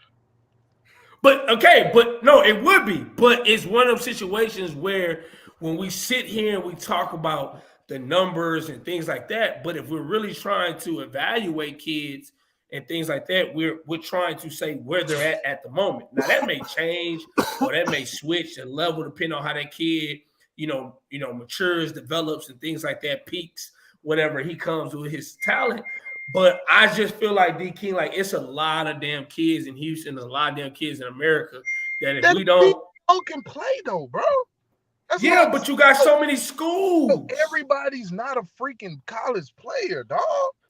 But D King, if you coach at Texas Lutheran, you use your own money. No, but I'm saying players. Okay, but if you coach at Texas Lutheran, you gonna drive every time to Houston to go watch a bunch of games? Hold on. Let me interject right there. Coach Bird budget ain't that big. Coach Bird, talk about it. He drive when he was at UC Coastal told he was at Houston every other weekend. Listen, like, Bird is my guy. Bird is my guy. Bird said the same thing. Bud is always in the road. Come on, man. My boy Charlie at Panola College, he on that road. When you a college coach and you good at what you do, not saying that. They on that road, Willie. No, you not just said that. You was like, are you going? You said if you had. I'm asking you that. Because I know the coaches. That's my job. Hell yeah, I'm going. I'm moving. I'm right there by San Antonio, Austin, 2.5 hours from Houston. Hell yeah, I should, because I want to win and I want to get played. I want to see with my own eyes. Everybody's opinion ain't the same, and what you like ain't gonna be what I like. I got you. You know what I'm saying? Like we all agree. Like we think some kids are better, and then I think some kids are better than what you think they are. And you think, like everybody's opinion different. But if I know what's good for my team and how I like my players and what we need to succeed, like shit, I gotta go see for myself, bro. Hey, D King, I'm with you, because I'm like this. In the city of Houston, every top school should have maybe 20 some coaches in the gym, because there's a lot of schools, Division III, Division II, who can get out whenever they want to, JUCOs whenever they want to, that I feel like a lot of times throughout the season, when especially early on when they're not playing yet, preseason games and stuff like that, those coaches should be out, because between so what I'm saying is, early on, we have all the preseason, like Super 16, preseason jam. Hold on. What I'm saying is this. The city of Houston and Dallas, we got a lot of top kids in the country that like, and even just good guys who can play college basketball. So I think a lot of times with a lot of the D3s, D2s, JUCOs, when there's a preseason tournament going on, in season is hard because you got your own stuff you got to do. But when it's preseason early on in the tournaments, I'm with D King. All these coaches should be out watching kids, But a lot of the times that don't happen. It just doesn't. And that's where guys like Wood said, it's about connection. That's what guys like us come in and we hit up a coach and say, hey, you need to go check this kid out. Now, they still got to come out and watch it for their own eyes and say, yeah, okay, he fits me or not. But what I'm saying is I agree with D King saying, like, he's not lying. Like, let's get back to but Willis, to the original point, right? That's fine. But what's the purpose of ranking them then? Because you know what I'm saying? Because guess what? If we see a dude and he can play, just like somebody just mentioned in the comment, the kid from Westbury, right? Yo, I heard about this kid from Westbury like 2 months ago. Another coach played against him. Like, man, this kid from Westbury, like, he kind of good, bro. He can shoot it, right? Now, I don't even know what number this. I don't even know this kid's name. But I know, you know what? I probably need to go check out Westbury. I don't know what he's ranked. Do it matter? I don't know what he's ranked. He's 65 in the city. And we don't know. But guess what? If I see him, yo, you know what? I might need a 6'5". I think I like the 6'5" kids who can knock it down. He look like he's a little athletic. I'm gonna come check him out again, see if he how good he guard. You know what I'm saying? I'm gonna see how King, that is who you is as a coach. That's what college coaches are supposed to do. Hey, man, look, if I'm trying to recruit somebody, I'm from the West Coast. I don't got time to come to Houston and watch a player. I'm getting the list and seeing who's the top 20, and I'm going off the list. And then I'll cut it down. In my backyard. Like, this the thing, yo. And this another thing I really feel like. We act like we the only ones that got players. It's how many states in the union? 51? What I forgot, damn, it's bad. How many states we got? I think 50. 50. It's so many other states. It's other. Okay. Lamar, Arizona, and they big is from another, like Czechoslovakia. Bro, and we gonna sit here and try to tell. But are we talking about scholarship players or just players going to school to play college? I'm just saying, I'm just saying in general, bro. Like, it's so, we live in a really big world, guys. We do. You know? But there's a lot of people. But there's a lot of people who like Texas kids. There's a lot of people who like Texas kids. The fourth best girl in Utah is only good enough to be a fucking JUCO player. So, like, some states is not equal. It's not the same. Like, that's crazy, Mr. No. Like, you can't say that about the fourth best kid on the girl side or the boys side over here. Like, they'll look at you crazy. But think about states, it's like that. Hey, but Gary, think about. Gary, think about this though, right? Our fourth best player will play nationally and be really, really average, right? I promise you, I'm not singling. No, I'm just saying like general, right? Like just fourth, fifth, sixth best player will play nationally and just be average, right? But we got him ranked fourth, and now you being the fourth best player in the city, you automatically assume, I gotta be D1. You know what I'm saying? I gotta go this level. Like, how you the fourth best player and you going to a low major league? You know, like, but you was the fourth best player. Like, damn, you supposed to be nice, but like, it's not like that's why I feel like. What? So you can't be in the top 10 in the city and go low major and be nice? How does that sound? I'm asking.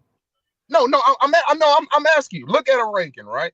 If you were the top dog, how can I'm asking? No, listen to what I'm saying. I got a kid in my head right now.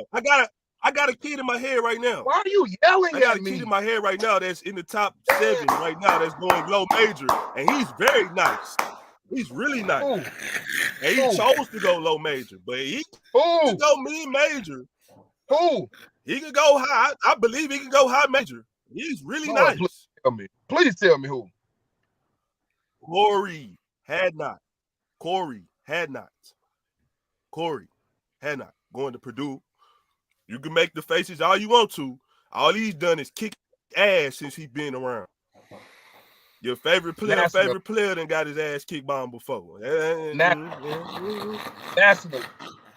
Nationally, he went to the Final Four in his circuit. Nationally, he went to the final, and he dropped 30 on the kid that's going to Iowa.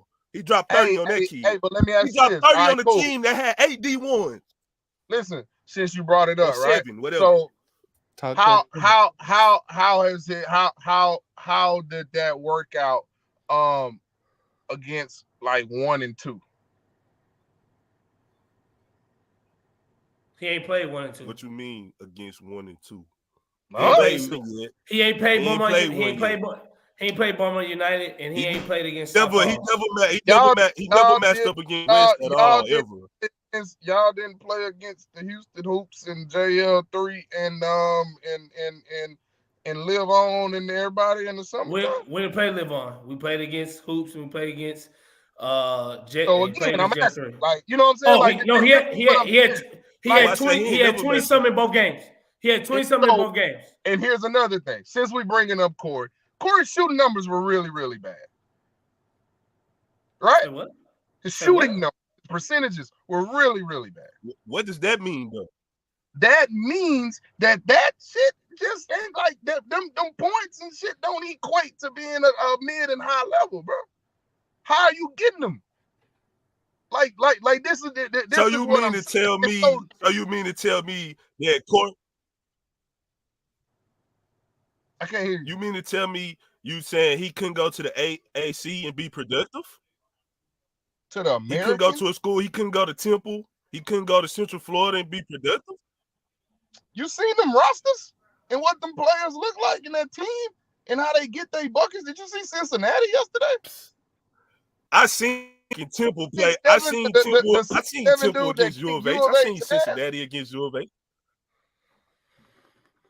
Like, man, see, this is what I'm saying. Hey, man, look, I don't want to get the I don't want to get the nitpicking and stuff.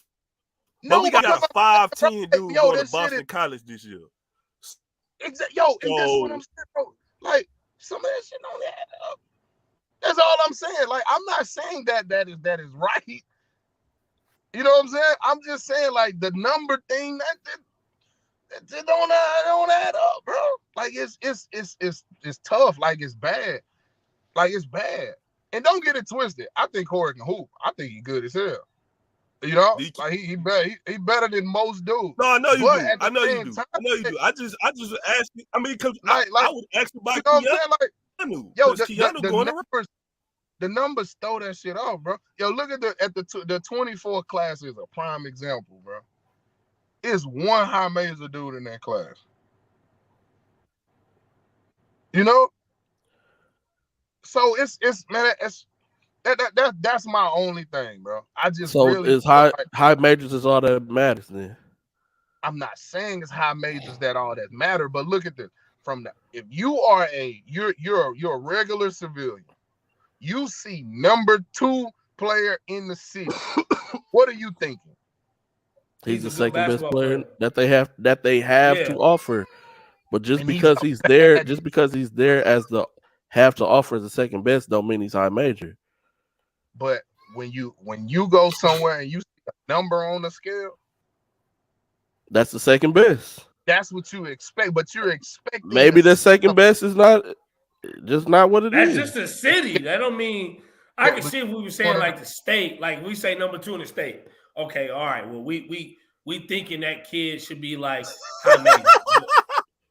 Hey, Woods, you good, bro? Hey, Woods, you good? You get ranked, Kings. Hey, Woods, you good? Listen, I've always been numero uno on everybody's choice. You feel me? You feel me? They got an outside list right now. I'm number 1. The Donna Antoine. Never forget. No, that's right, Woods. I didn't even see that come in. No, they will. They'll get a D2 off and turn it down because they number 4 in the city. You right. Thank you, but you see what I'm saying, Right. bro? Like that's what I'm saying. Like those numbers bring like a really messed up like mindset and expectation. That's really Well, all why I'm do saying. people allow that? Why do they allow it D-King, to that's mess what with yeah, their heads? yeah. Because D-King, you right, but I'm just. Why I think why does everybody personalize it? because of the people because of the people in the city. The people in the city who, you know, when we talk about a lot of the stuff, and I hate to say this, we only talk about if a kid go high major. We don't pump the kids who go D3, D2, or low major D1 or JUCO. We don't really pump that. We don't talk about it. That's not what we say is college basketball. At the end of the day, in the city of Houston, if we talk, it's all about the high level kids. It's at the end of the day, if you go to college, you go to college. Period. Because you beat the odds. You beat the odds too, because the percentage is low. Come on, man. Do that. Right now, I agree with D King. There's guys right now at University of St. Thomas that'll give a bunch of kids who are D1 buckets. Like honestly, like that's they'll get at all levels. D3, NAIA, D2. I'm just saying, like, but I also think it's because again, bro, like I said, it's a necessary evil of this. Kids who are not top 15 or whatever, I think are really top 20 below. If we don't rank those kids or talk about those kids, they're not going to get seen. But you talk about them without a ranking. Like that's my point. I'm with you. No, you can. You can talk about the players without a ranking. I'm with you, bro. But when a college coach calls you and asks you give me your 1 through 5. Yes. Give me your 1 through 5 best play. Give me your favorite. Like, right. So when they call and ask that, we in quadruple OT, Doug. So when they call and ask that, what do you say? Oh, I don't do that. Then they just call somebody else. Because they still gonna get 3 their hours answer. later. Yeah, exactly. They gonna get it. They gonna get it. They still gonna get their answer. They definitely, just you didn't burn your bridge with them. Yeah. But D King, I can guarantee they'll never call you again. But the goal should be to go to college, to use basketball as a tool to go to college. Yes. Man.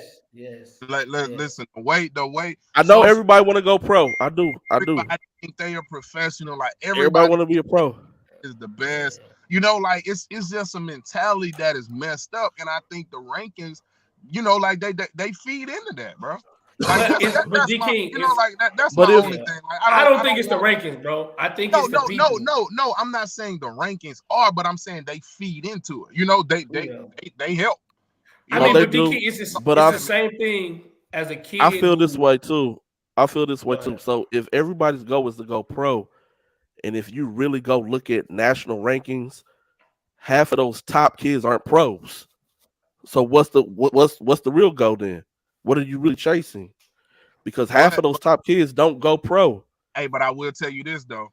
Those top dudes. Those top 10 to 15, yes. But besides that, top 15, 20, them dudes are always gonna have that NBA door, that professional door is always gonna be cracked a little bit. Yes, they gonna get the looks. You're right. Yeah, but everybody else but it's a lot of dudes who getting paid in the league right now who are big time dudes who won in that top 15, top 20. Yeah, but that's Robert Woods. But that's Robert. And it's a lot of dudes who have longevity like careers who are not in that top 15, 20. They get paid for a long ass time. Why though? The NBA, you can stick in the league by not being elite. No, you know, right. Like without being a star, like dudes. So can you go to college without being elite? No, because most dudes on college rosters were bad mofos in high school, and most pros were bad mofos in college. You know, like they get to the pros and then they perfect the role. You know, and they. Do you think every kid on St. Thomas University? Do you think they was all elite in high school? I think most of them were top 1 or 2 best players on their team. I think. But do you think that's elite? Shit, you the one or two best players. I mean, they're. I don't know if it's all of them are elite. Because some of them are one. Some of them are 1 and 2 on their best on their team and didn't make the playoffs. We just talked about it. Yeah, We just talked about it. But then they Those coach guys who won. I'm just saying. It was a couple guys we just talked about. With, we said it last year. You talking about a team. You said they 0-9. They had guys last year who in college they didn't make the playoffs. We got Division I guys right now who not gonna make the playoffs.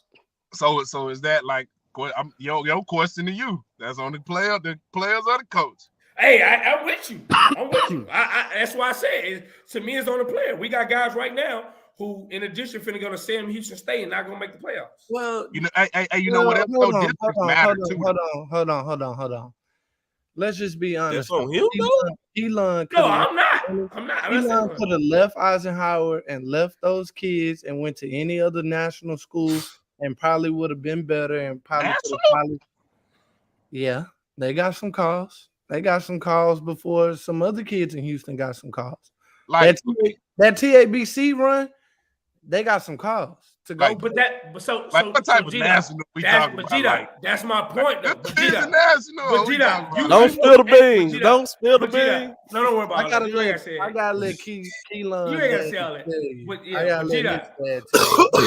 But what I'm saying is that's my point. What I'm saying is you're correct. There are guys right now who are finna go to college who are good, and their teams are not going to even make the playoffs. And we talk about it. We will blast a kid and say, hey, that kid had 9 points against us, but then he get 30 and bust you behind the next game. But Willis, but look, some districts just different, bro. You know what I'm saying? Like, Bel Air is gonna always make the playoffs. You know what I'm saying? Look at that district, bro. C. King is like 9 and whatever. And they were on the fringe. Like, that district is top heavy and it's tough. I said that about Clear Creek, but that district is top 3 heavy. But I also feel like, bro, how you win single digit games in high school? No, but non-district. D King, I'm with you though, bro. Hey, but D King, that is what I'm saying. That's why I say if we go off of that and we say we all know there's a kid in Clear Creek that's a player, but if we was just to look at that schedule and look at them losing and the teams they played, there's a lot of coaches who wouldn't dare go out there and watch him play. Period. They wouldn't go. But guys have talked about him. People have said it, and so coaches go out there. People go look at him and things of that matter. So that's Doug, a wild boy. He came back in with the bomb. God. You know what list I used to put the DNT is don't need to see. Oh, boy, it's got the Usher and Kelly, the same girl. I used to write that. You said D-Rod. You used to write G. I think we really need to just like I get what. Well, you wild, boy. Wow. But yeah, Miss Smith, we finna hop off in a minute. Keelan Dorsey situation. I mean that situation. All I did was what I was. No, I got to say. you. It's just an example. Because there's a lot of people who bash kids for having like low games or whatever in that sense, and it's like, bro, like everybody have bad games. Kobe had bad games. LeBron, Jordan, everybody. What I'm saying is, when it comes down to these rankings and stuff like that, I'm with D King because I think it's we understand the business and what we do for college coaches, but a lot of kids and parents make these rankings be God, where they make it determine or think. Well, like D King said, "Oh, I'm top 10. I should go D1." Maybe you actually should go D2. Or I'm top. Like that's where the issue lies at with the situation is that you need to talk to the made hoops people and you know another point about the rankings too. And I think we talked about it before. Gary, remember we talked with Willis. Like, what are the rankings based on? I think it's different for everybody. Is it winning? Is it, is it your buckets? Is it what you bring to your team? You know, like is it prospect? Like, is it because you're a prospect? Because we be having 6'10" dudes who average, 10, 12, 13 rebounds, ranked low under 5'8" guards. 5'6" shooting guards. Like, how the hell is 5'6" shooting guard ranked above a guy doggone 6'8" power forward? Hey. Like, I'm just saying. So if it's prospect, all right, cool. If it's production, all right, cool. Then yeah, but that I just think it's really messed up. I think we've had situations like that in the city where we, kids have been ranked really, really high all their years. And then it come down, and it's like, bro, we know you was averaging 28, 30 a game, but what you've been doing ain't translating to the level you expecting to go to. And now your feelings hurt, you turning down stuff that you should accept, and it's all because you've had this ranking for so long and you've been ranked as the man. And now, life coming at you. But D King, do you think also where you play at during the summer also sometimes plays into the rankings and also gives kids false like thought process of what should happen? I think it's what you do where you play, because okay. I think you should be realistic. Okay. Like, if you're really good at something and you might not be a starter, like, what you do in your production, that stuff matters, man. Like, I think that matters. Gotcha. Okay. Definitely. You right, Woods. It is people paying for rankings now. You right, baby. You right. Man, I don't rank. Y'all send me some bread. I'm gonna put your son number 3 in the city on D King's Power Rankings. Speaking of money, bro, what my fantasy football money, dog? Melvin Dudes right there. That's the commissioner. There you go. Right there. Commissioner right there. Commissioner. Bro, you got my you can Apple Pay me right now. How you gonna just call me out? This 11 other ninjas in the whole league. You gonna call my name out first? Boy, I'm gonna show you some, boy. Use this as a metaphor of what I was about to say. I'm trying not to hey, we gotta go. DK, we gotta go. I mean, G-Dot, we gotta go. G-Dot. But first of all, this ninja come on the show 3 hours late. Then he gonna tell the people, I don't know what I'm talking about. He gonna tell the coaches, don't come to me because I don't know what they run. Why these motherfuckers gonna call me out first?